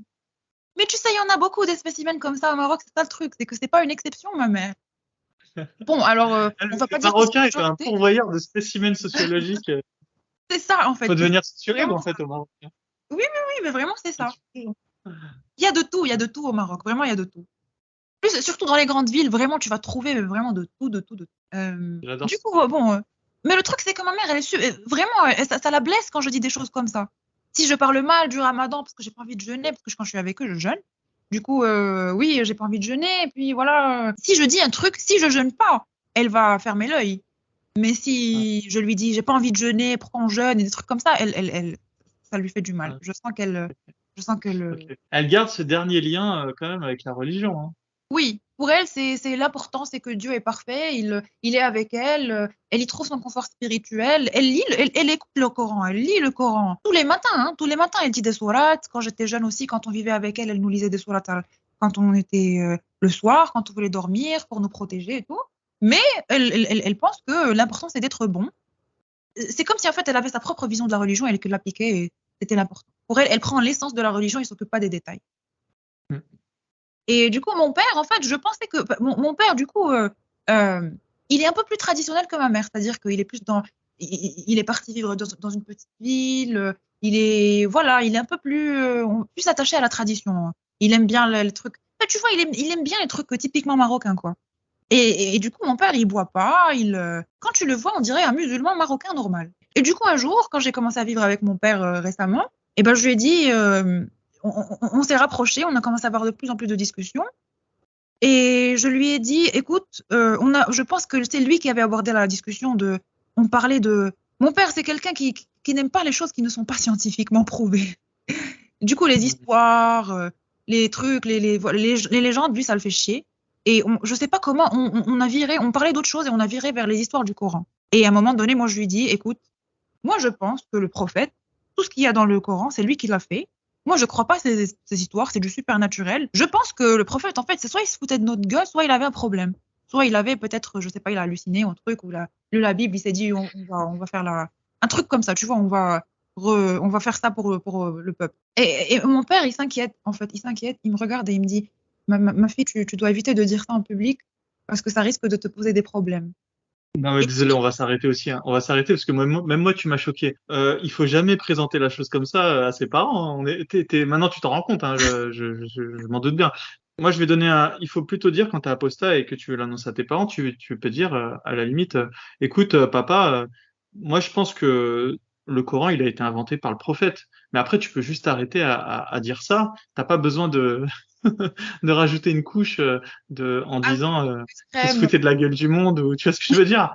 Tu peux dire moi à mon avis le prophète il était peut-être sincère dans le fait qu'il pensait avoir vu un ange ensuite mais moi à mon avis c'est pas Dieu qui a créé le Coran, c'est lui qui l'a créé, tu vois. Et je pense que déjà si tu dis ça c'est un peu moins trash. Moins choquant. Oui, c'est vrai. Parce que toi non, après, toi t'es en conscience toi. Non, c'est vrai que c'est vraiment dans le contexte. Parce que comme je t'ai dit, Mais c'est bien, c'est beau, hein, ça veut dire que t'as vraiment ton père, en tout cas, on peut pas le dire, on peut pas le nier. T'as pas peur de lui, en tout cas. Ça, c'est positif. Non, ouais, je suis je suis chanceuse parce que c'est pas tous les Marocains qui sont comme ça malheureusement, mais je suis très proche de mes parents, très très proche de mes parents. Et je lui dis pas tout, mais quand même des choses comme ça on en parle, des choses comme ça on en parle et je teste le terrain avant, bien sûr, je lui dis pas ça comme ça sur un, je sais pas, impulsivement. Non, j'étais consciente qu'il allait pas réagir négativement parce que Ok, c'était déjà ok, dans la ok. discussion, on avait entamé les choses comme ça. Donc Ouais. voilà, moi je lui ai dit ce que je pensais et lui il me dit, écoute ma fille, évite de dire ça en public, tu sais, il m'a refait le même discours que tout le temps. Il y a des gens qui ont besoin de religion, il n'y a pas tout le monde qui a fait des études comme, tu vois, il n'y a pas tout le monde qui va comprendre la chose comme ça. Il y a des gens, il me dit, en fait, pour lui, il y a des gens qui ont besoin de la religion parce que c'est tout ce qui les retient pour ne pas faire de mal. Voilà. Parce qu'ils pensent que voilà, la religion, c'est justement une religion de paix et tout, et c'est pour ça que justement cette culpabilité, elle t'empêche de faire des choses mauvaises envers les autres. Et il me dit, et c'est aussi un facteur de cohésion sociale, on a besoin de cette unité, on a besoin de quelque chose qui nous fait sentir en communauté, mais pour être honnête avec toi, moi non plus, j'y crois pas. Waouh. Ok. Voilà, Ah, donc ça, c'est beau. timidement, il a dit, mais timidement, mais il a dit, tu vois. Ah Et du coup, mon père, ouais, il fait toujours le trop fort. ramadan, il fait toujours les fêtes de Eid Kbir, mais en fait, il s'attache à la tradition, plus qu'à la... Mais il croit pas aux histoires du Coran, en fait. Et lui aussi, il pense la même chose que moi, finalement, il pense que le prophète. Incroyable. Je dis, t'as été super chanceuse, mais c'est bien. Enfin, je suis content pour toi en tout cas que t'aies un père comme ça. C'est Oui, mais génial. tu sais, du coup, c'est plus tard que j'ai su que, parce que en général, la société marocaine, la plupart des parents sont assez religieux. S'ils ne sont pas extrêmes, ils sont quand même assez religieux, conservateurs. Mais il y a aussi des parents qui sont athées, hein. Dans mon école, il y en avait. Des gens avec moi dont le père était athée. Mm. J'étais pas la seule. Du coup, mon père, je sais pas s'il est vraiment athée, mais je sais juste qu'il ne croit pas à tout. Je sais pas s'il ne croit pas en Dieu, voilà, mais je ne sais pas ce qu'il croit en fait. Mais je sais qu'il ne croit Il pas t'a en... pas vraiment expliqué plus en détail? Non, T'as pas il a osé juste lui demander? dit, il a juste, enfin, lui aussi, il pense que le prophète, en fait, il a sûrement dû faire, comme je les ai dites, je vais pas trop me répéter pour pas choquer les musulmans s'ils Ouais, écoutent, ouais, ouais. Ouais. mais voilà, mais je sais pas Non, non, finalement. mais ici, tu vas choquer personne, hein. C'est juste un conseil pour les apostats. Parce que tu sais, il y a des apostats qui l'ont pas encore déclaré à leurs parents et je pense qu'ils vont essayer de s'inspirer de ce qu'on se dit en Ah interview pour. Moi, mon conseil, hein, je te dis, hein, je le répète encore une fois, c'est de simplement dire, moi, écoute, papa, je pense que le prophète, il était peut-être sincère dans sa démarche, mais en tout cas, moi, je pense pas que le Coran, il a été écrit par Dieu.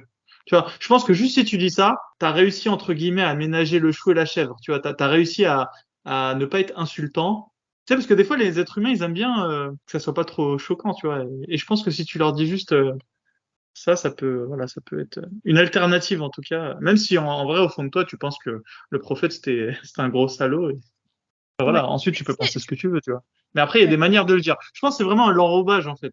Faut savoir enrober son discours, tu vois. Et après, quand on est entre nous, quand on est entre apostats, bah là, on peut vraiment dire ce qu'on a au fond du cœur. Parce que voilà, nous, ouais, ici, tu choqueras personne, ça c'est sûr, hein, t'inquiète pas. Mais tu sais, le truc, c'est que finalement, je l'ai pas dit à ma mère, hein, il faut que tu le saches, parce que je n'oserais. Ouais. Enfin, je pense que si j'ai testé mon territoire avant, et j'ai senti que mon père le prendrait bien, parce que j'ai senti que lui non plus n'y croyait pas vraiment. Tu vois, c'est pour ça que j'ai osé lui dire comme ça.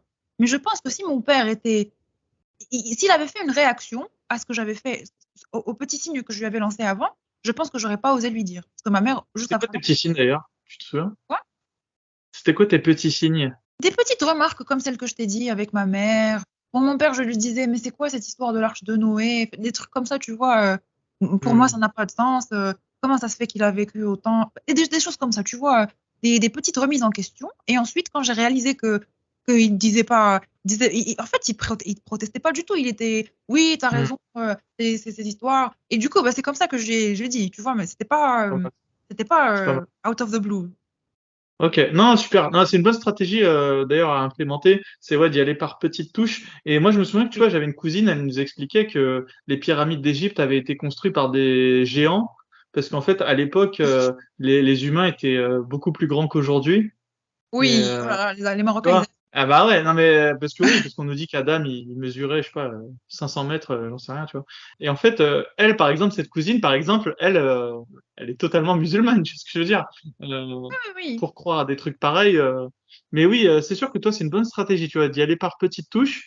Et tu vois, et ouais, jusqu'à apporter ensuite le coup final de l'annonce de Exactement. l'apostasie. Ouais, ouais, c'est pas mal, c'est pas mal.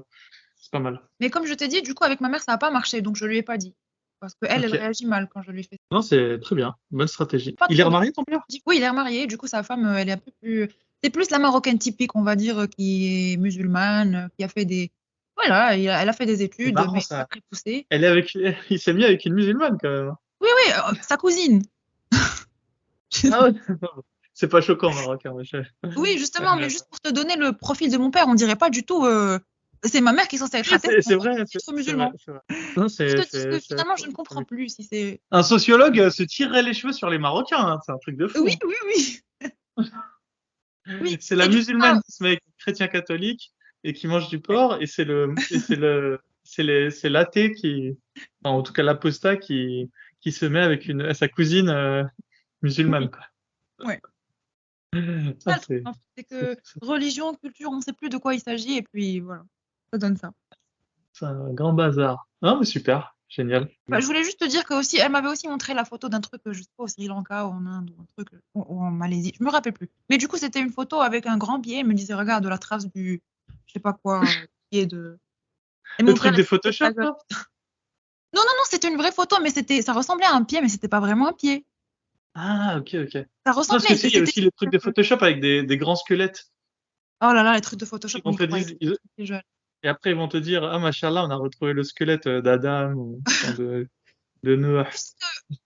J'avais un prof d'arabe qui nous avait dit que le pharaon, Pharaon, dans l'histoire du Coran, avec Moussa, Moussa, Moïse, ouais. Moïse, Donc, Moussa ouais. et je crois que c'est Ramsès II, ouais. Justement, il nous avait dit que c'était Ramsès II. Du coup, moi, j'étais sûre. Je suis montée au supérieur, je disais aux gens, ouais, Ramsès II, c'est le pharaon, il est mort, il est mort noyé. Mm. Ce que nous avait dit notre prof. Et du coup, il est pas Mm, mort noyé, en fait. Il est mort parce que j'ai vu sur Wikipédia, apparemment, il y avait un problème dedans ou une infection ou un truc. Enfin, il est mort normalement, quoi. Il était pas. Ça m'a déçu, ça. Je comprenais plus rien du tout. Du coup, tu ouais, vois, ils sont forts. et le problème, c'est qu'on nous apprend ça à l'école. C'est vrai qu'ils vous apprennent des conneries, mais après, en France, faut pas croire qu'on est. Nous, en France, ça va plutôt être la propagande progressiste. Tu vois ce que je veux dire? Oui, oui, oui. Tout ce qui est. Enfin, tu vois, chez nous, en France, tous les profs sont de gauche. Enfin, 95% des profs sont de gauche, tu vois. Donc, je dis Ah pas qu'ils ouais. nous racontent des conneries, mais en tout cas, forcément, tu reçois. Alors, de leur point de vue, c'est la vérité, on va dire, mais Mhm. tu reçois un point de vue, en tout cas, qui est de gauche, quoi. Je dis pas que Oui, oui, c'est, en tout cas, je dis pas que c'est mal, hein, mais je dis juste que, en tout cas, c'est très, très biaisé. Et voilà. bah, du coup, Et la du coup, vie, forcément, je veux dire, la droite, elle peut avoir peut-être raison, hein, des fois, hein. Il faut pas se fermer à cette éventualité. Et du coup, ouais, bah, c'est pareil au Maroc. Vous recevez la propagande musulmane, du coup. bah, tu Donc, sais, tu m'étonnes que l'histoire est différente, ouais. oui. Ramsès Bah, II. justement, bah, c'est débile. Franchement, tu sens qu'on t'a arnaqué toute ta vie. Mais je voulais aussi faire une petite précision aussi, un petit ajout sur ce que tu viens de dire. En fait, là, je fais mes études en France. Et la ville où j'habite, en fait, est une ville, mais vraiment super de gauche. Je découvre la politique en France en ce moment. Je capte pas beaucoup ou totalement, mais je comprends un peu que ma ville est vraiment, vraiment de gauche. C'est incroyable. C'est la. Je sais pas, mais il- par exemple, moi, on me parle déjà comme si je. Même les Français, hein, c'est pas juste enfin, voilà, les Français d'origine ou enfin, les autres étudiants avec moi qui sont étrangers. C'est vraiment aussi les Français qui viennent vers moi. Je me rappelle que il y avait une fille, la première discussion qu'elle a abordée avec moi, c'est et du coup, tu as fait le ramadan? On m'a dit que le ramadan, c'était. On essaie d'accepter les musulmans et on les encourage dans ce qu'ils font. Et vraiment, je pense que c'est bienveillant. C'est pas mauvais, c'est bienveillant. Non, c'est le Mais du problème. La gauche est pleine de bienveillance, mais malheureusement, des fois, la bienveillance, tu peux encourager des comportements négatifs, en fait. Enfin, si on pense que, je veux dire, d'être religieux est quelque chose de négatif, moi je le pense, hein, tu vois. Et ben du coup, la gauche encourage les musulmans à continuer à être musulmans. Ils les font jamais se remettre en question, en fait. Ouais, c'est Euh, vrai. C'est ça le problème, c'est que finalement, est-ce que déjà je sais pas s'ils ont tous lu le Coran, les gens de gauche, enfin, les gens qui votent. non, non, mais je veux dire un truc, les Français connaissent absolument mal l'islam parce que le Coran, c'est illisible pour quand tu connais rien. Et en fait, Ouais. les Français ils se contentent d'écouter ce qu'on leur dit à la télé, tu vois. L'islam, c'est une religion de paix et d'amour. Tu sais que même ma femme pense que l'islam, c'est une religion de paix, tu vois. Elle me l'a dit encore la dernière fois, tu vois. Vraiment, la propagande, elle est, tu vois, même ma femme, j'ai même pas réussi à lui faire comprendre que c'était une religion guerrière, tu vois, et puis arriérée sur d'un point de vue scientifique, tu vois, d'un point de vue. Donc voilà. Non, non, je se contente juste de répéter ce qu'on leur dit. C'est une Ouais. religion, les religions, c'est pacifique. Et je pense aussi Cherche que pas c'est plus. aussi une sensibilité parce qu'il y a ce conflit en France. Je trouve que les gens ont peur d'avoir cette étiquette enfin, ils veulent pas rejeter, tu vois, ils veulent pas rejeter Mm. pas les étrangers parce que maintenant les musulmans, il y en a plein qui sont français, tu vois. Justement, ils ont peur de justement rejeter, d'être. Enfin, voilà, il y a quand même cette appréhension, je trouve. Mais du coup, bah, tu encourages des choses que tu ne comprends pas exactement et du coup, peut-être que finalement, moi, je pense que ici, on met trop le spotlight sur la religion. Peut-être Mm. que juste si juste on ne donnait pas autant d'importance, qu'on n'encourageait pas et qu'on ne combattait pas, quoi. Bon, on va quand même mettre des limites, quoi, mais juste qu'on n'en parle pas autant, tu vois. Je pense que moi, si j'étais musulmane et que j'étais venue en France, que j'avais par exemple écouté les gens de droite parler de l'islam et des trucs, et ben je voudrais m'enfoncer dans mon islam encore plus et si on me posait si on posait autant d'attention sur moi, aussi les personnes de gauche qui viennent me parler de l'islam et tout, moi je pense que je m'enfoncerais dans mon islam encore plus et que je voudrais être encore plus religieuse parce que déjà, quand j'arrive ici, j'ai un problème d'identité Mm. et je veux m'affirmer, tu vois, et du coup je vais m'affirmer dans les mauvaises choses parce que justement il y a de l'attention sur moi, mais si on ne m'évoque pas ça, je ne pense, si on ne m'évoquait pas ça, je pense même pas que j'y penserais, tu vois, parce que c'est pas des questions qui me préoccupent dans la vie. Ça. Faut juste laisser les gens tranquilles. Voilà. En fait, il faudrait pas parler de religion. En plus, la France, ce serait un pays qui s'adapterait très bien à cette mentalité qui serait de ne pas parler de religion, parce que la France, c'est un pays laïque. Donc, en vrai, ce que devraient se dire les gens de gauche et même de droite, c'est écoutez, on parle pas de religion. Voilà, tout Mhm. simplement. Mhm. Et juste ça, ce serait même déjà mieux que de faire ce que tu viens d'expliquer, ouais. Si on parlait pas de religion et on laissait les gens qui ont envie d'en parler, sur des chaînes spécialisées, eh ben, je pense que ça irait très bien. En plus, c'est des gens qui te parlent de religion qui n'y connaissent rien. Enfin, ça, c'est incroyable. Tu vois, en plus, ce raisonnement, tout le monde le comprend. Je sais pas, si on te parle de foot et que t'es un homme et que c'est, je sais pas, une personne qui y connaît rien, t'as même pas envie de l'écouter, la personne, tu vois. Son avis, elle vaut rien. Enfin, je pense que c'est pour tout. C'est valable pour tout, quoi. C'est comme si une personne qui est jamais allée au Maroc te parle du Maroc. Oui, c'est ça, en Tu fait. vois, tu lui dirais, écoute, c'est gentil, t'essayes de meubler la discussion, mais ton opinion ne vaut rien, quoi. Du Du coup, est-ce que coup, tu as encore des choses à nous dire? bah, en fait, moi, je voulais juste te parler des athées au Maroc aussi. Donc, Ah, vas-y, parle-nous des athées au Maroc. et ben, en fait, les athées au Maroc, il y en a vraiment, vraiment, Dont tu fais vraiment. partie, d'ailleurs. Oui, oui, oui. Et c'est très facile d'en trouver, en fait, c'est juste que tu le sais pas. On est vraiment partout. Mais des athées, il y en a plein. Et le truc, c'est qu'on vit dans la discrétion, on ne le dit pas et on se cache et on ne parle pas mal. Déjà, tu peux pas parler mal de l'islam, c'est pas possible. Euh, Tu dois respecter des choses ou essayer autant que tu peux de montrer que tu respectes certaines choses. Si tu veux boire, tu le fais pas en public, tu vas aller boire, je sais pas, dans un pub. Je sais pas, parler mal de l'islam, tu vas faire ça à la maison. Tu vois, donc les gens, ils savent pas. Tu dis jamais. Et déjà, il faut aussi que je te dise un truc, c'est que moi, je suis athée. Mais culturellement, je suis quand même, il y a toujours de l'islam en moi. C'est-à-dire que quand je parle, par exemple, au Maroc, mon langage, il est très religieux. C'est dans ma langue, en fait. Du coup, j'ai pas arrêté de dire Inch'Allah, j'ai pas arrêté de dire Alhamdoulilah, j'ai pas arrêté de dire Subhanallah. Tout ça, je le dis toujours, tu vois, même si je ne crois pas en Dieu. Donc, en fait, on apparaît comme étant des musulmans normaux, mais au fond, en fait, on se cache. Finalement, en fait, il y a beaucoup de censure et de même les musulmans, il y en a qui se cachent hein, pour faire leur péché, mais c'est parce que tu es obligé de montrer ça, parce que tu veux pas avoir de problème. Et mais finalement, en fait, on vit un peu dans la peur, quoi. On n'est jamais soi-même. Et moi, je trouve, moi personnellement, ça me fait de la peine parce que je sens on pourrait très bien le faire. On pourrait rester majoritairement musulman. On pourrait faire plein de choses, mais on pourrait juste se tolérer. Tu vois, moi, c'est ce qui me fait de la peine. Je trouve que au Maroc, notre problème maintenant, c'est que on se pense tous musulmans, on se considère tous musulmans et on n'accepte pas la différence. Que ce soit en islam ou que ce soit en autre chose, mais on n'accepte pas la différence dans la société. Vraiment, elle n'accepte pas la différence. Et si tu dis que tu es athée, d'ailleurs, est-ce que tu as entendu parler de ce ramadan dernier des jeunes qui ont été embarqués parce qu'ils ont, c'était dans un café? Non, raconte. Alors, vers la fin du ramadan, cette année au Maroc, Enfin, il y a un café à Casablanca qui ouvre en fait. Normalement, un café pendant les horaires du jeûne, tu n'ouvres pas. Tu n'ouvres pas les restaurants. Tout ça, D'accord. à part McDonald's, non, je pense pas qu'ils ouvrent. Et du coup, il y avait un café qui restait ouvert et les athées, en gros, les gens qui jeûnaient pas, ils partaient se poser dans ce café-là, passer leur journée là-bas, ils consommaient. Et ils ont attendu la fin du Ramadan. Les voisins ont appelé la police et la police est venue. Elle a embarqué tout le monde. Et du coup, bah, les filles, les garçons, ils n'avaient pas d'excuse. Et du coup, les filles, et bah, puisqu'elles peuvent donner l'excuse des règles, en fait, il y avait une policière qui les a emmenées vers les toilettes et qui leur a fait baisser leurs culottes une à une pour voir si vraiment elles avaient leurs règles. Imagine que ça s'est passé Ouais. au Maroc en 2000. L'humiliation. Ouais. Traumatisant, hein. C'est de l'abus, je pense. Après, ils les ont relâchés. Apparemment, ils sont pas partis en prison. Je pense que. Mais imagine, qu'est-ce que ça te donne, toi, comme message en tant qu'athée au Maroc? Que tu n'es pas protégé dans ton pays, que tu n'es pas. Que si un jour, je sais pas, tu veux vivre librement, en fait, non. Tu dois t'adapter aux musulmans et tu dois vivre.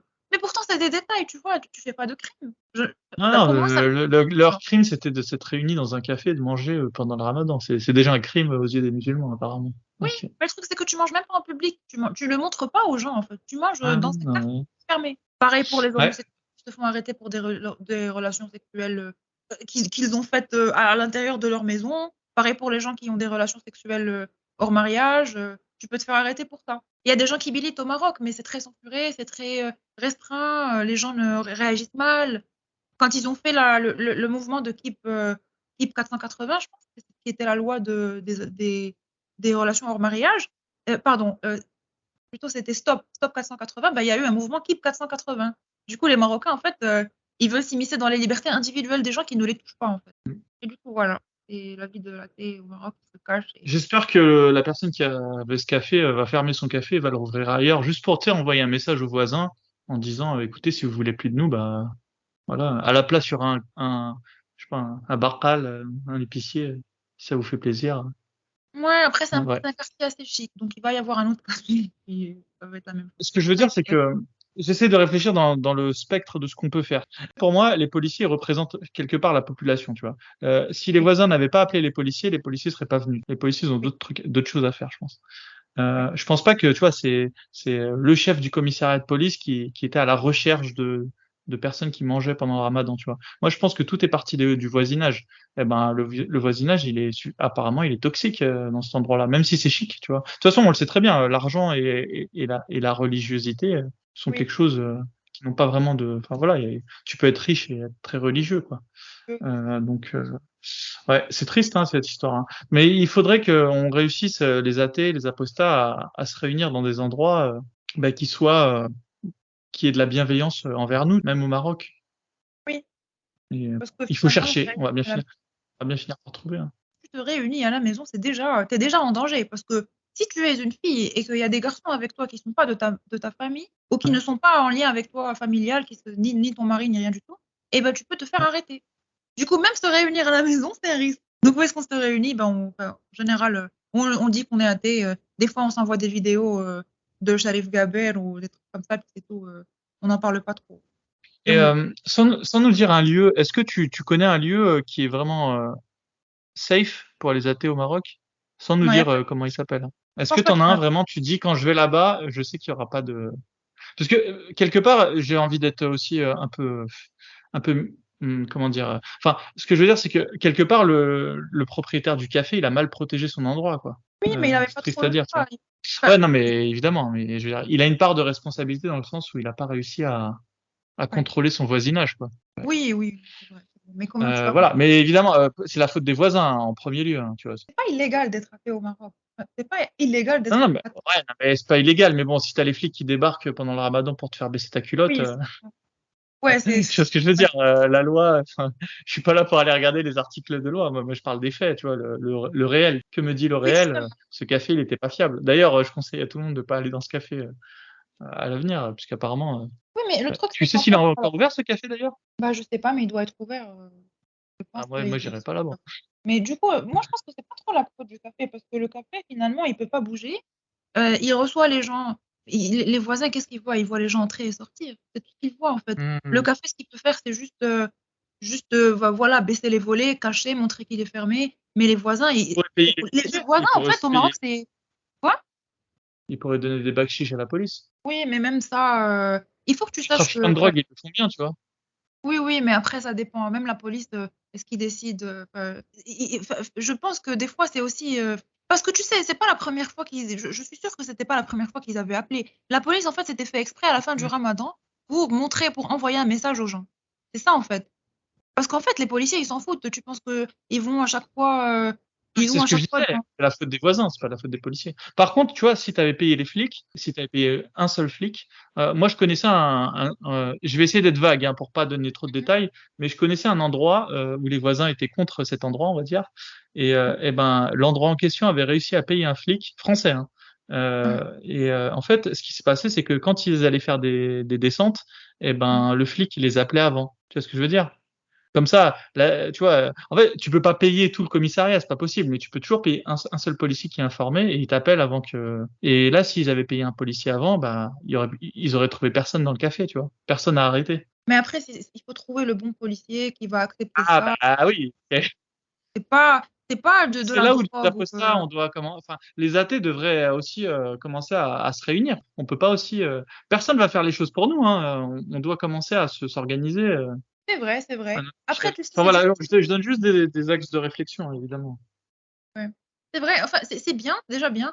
L'idée du Discord anonyme et tout, je pense que peut-être qu'on pourrait avoir ça au Maroc, mais regarde déjà, moi, quand je te parle là, j'ai peur pour moi-même, hein.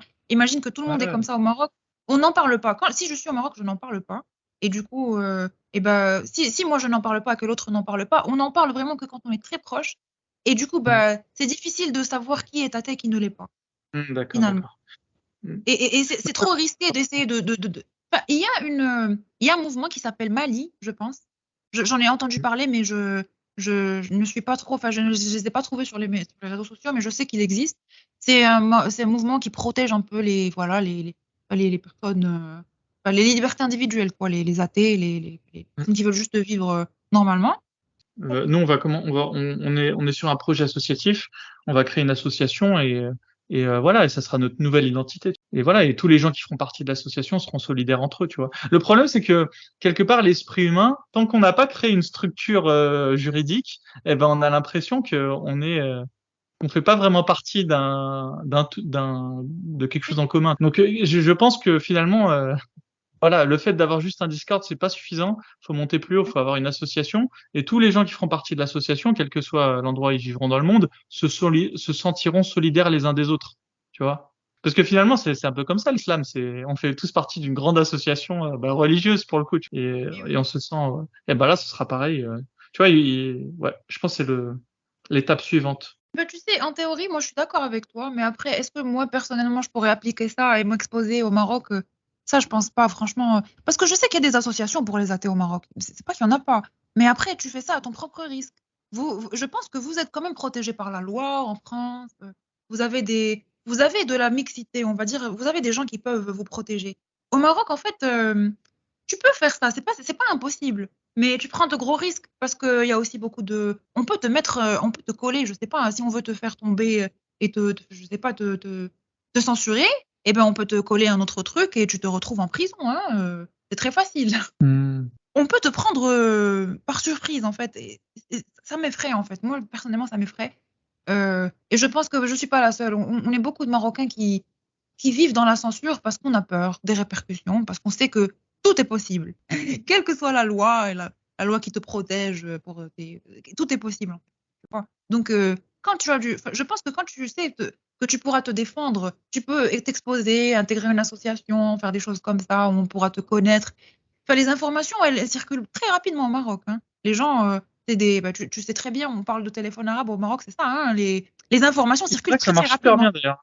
Ouais, ouais. Il paraît que la police Ouais. marocaine s'appuie beaucoup sur Oui, le sur voisinage les pour commérages. ouais, ouais, et apparemment ça marche bien pour choper les terroristes et tout. J'avais Oui, lu oui, un oui. jour une enquête là-dessus contre toute attente. Tu sais, dans mon quartier, moi, je connais pas grand monde, hein, parce que je socialisais pas beaucoup avec les gens du quartier, mais tout le monde connaît mon prénom. Et on sait tous qui je suis et où je vais. Et, tu vois, alors que moi, je connais personne. Donc, imagine si tu fais quelque chose aussi extrême. que d'intégrer une association comme ça. Ouais, mais les gens, ils le sauraient pas. Bah, faudrait faire Ouais. très attention. Ouais, mais les gens ne sauraient pas que tu fais partie d'une association. Il y aurait que les gens de l'association qui le sauraient. Et encore, les gens de l'association que tu aurais rencontrés toi-même. Et si tu connais, excuse-moi, je suis en train de penser vraiment dans ma tête là, si tu connais quelqu'un qui connaît quelqu'un qui connaît quelqu'un, ça aussi c'est possible. Non, non, c'est pas possible. Au Maroc, je te jure que c'est possible. Non, parce que c'est dans l'intérêt de personne de dévoiler Ouais, l'identité à quelqu'un qui n'est pas de l'association. Tu vois ce que je veux dire? Mais il y a des gens qui s'infiltrent. Tu vois, moi, je suis très parano en plus. Ouais, non, Tu mais sais, dans les musulmans, il n'y a pas que les musulmans dont je te parle ici qui sont normaux. Hein. Il y a des gens qui sont fous, il y a des gens qui sont incroyables, qui pourraient aller faire des choses incroyables juste pour se débarrasser des athées, se débarrasser des mécréants. non, mais on a besoin justement de gens parano dans l'association pour renforcer tu vois, la sécurité. Ouais. T'inquiète pas, hein, Ouais. c'est une qualité quand tu es une association de l'ombre, on va dire, bah, d'avoir que des membres parano dedans. Et c'est Ouais. là que ça évite les problèmes, tu vois. Justement, j'ai pas envie d'avoir des gens qui sont trop bavards, Oui, parce on sait qu'on est en danger. ouais, Voilà. justement. Et bien, du coup, c'est ça, en fait. Finalement, je pense que tu as raison, parce que finalement, en tant qu'athée, tu te sens chez toi nulle part. C'est ça le problème. Mm. Tu te sens chez toi nulle part, et que finalement, c'est vrai qu'à un moment donné, il faut s'imposer. C'est ça. Ils vont pas nous donner le pouvoir. Enfin, c'est à nous d'aller les chercher, tu vois. Ouais. Ouais. Et est-ce que tu aurais quelque chose à dire pour les athées marocains, un message à leur parce qu'il y a beaucoup de Marocains qui m'écoutent, je le vois dans les Mhm. statistiques. On est le Mhm. troisième pays le plus, enfin, c'est France, Belgique et Maroc ensuite. Du coup, il y a beaucoup de Marocains qui nous écoutent. Est-ce que tu auras un message à leur faire passer? Moi, je voudrais juste te dire que voilà, vous n'êtes pas seul. On est très, très, très nombreux. Je pense qu'il faut continuer à juste garder ses valeurs, conserver ses valeurs. Et je pense, chacun de son propre moyen, peut-être de militer pour des valeurs. Pas forcément de militer contre l'islam. Moi, je ne suis pas contre les musulmans. Moi, les musulmans, c'est toute ma société, mais juste pour la tolérance. Tu vois, juste pour la tolérance, essayer de contribuer à l'évolution intellectuelle du Maroc, parce que c'est uniquement ça c'est vraiment ça notre échappatoire, ce sera l'évolution intellectuelle. On ne peut rien faire sans avoir étudié, on ne peut rien faire sans s'être, je sais pas, instruit, pas forcément étudié, pas fait de grandes études, mais juste instruit et essayer de level up un peu mentalement et de tolérer un peu plus et d'aimer un peu plus et juste d'inculquer ça inculquer ça autour de soi. Voilà ce que je veux dire. Autant qu'on peut. Merci Basma. De rien, merci à toi. J'ai j'ai beaucoup apprécié cette discussion. Et voilà pour cet épisode. Eh bien, merci d'être allé jusqu'au bout. Et n'hésitez pas à me contacter encore une fois sur apostaislam@gmail.com ou bien sur le Discord La Taverne des Apostats. Si vous avez aimé l'épisode et si vous souhaitez nous soutenir, c'est très important, abonnez-vous à la chaîne YouTube. Il y a que de cette manière-là qu'on pourra gagner non seulement en visibilité, mais surtout en crédibilité pour ensuite pouvoir inviter de nouvelles personnes et voilà, petit à petit, réussir à inviter des personnes de plus en plus intéressantes pour que vous aussi vous puissiez avoir des épisodes plus intéressants à écouter. Et si vous voulez porter votre pierre à l'édifice, voilà, venez me contacter et ça peut être votre histoire qui peut être intéressante, vos recherches faites sur l'islam. Enfin voilà, il y a forcément un angle d'attaque qui fera que l'épisode sera intéressant à écouter. Donc voilà, n'hésitez pas, contactez-moi. Et en tout cas, je vous dis à très bientôt et merci encore d'être présent et de me soutenir dans cette aventure. À bientôt.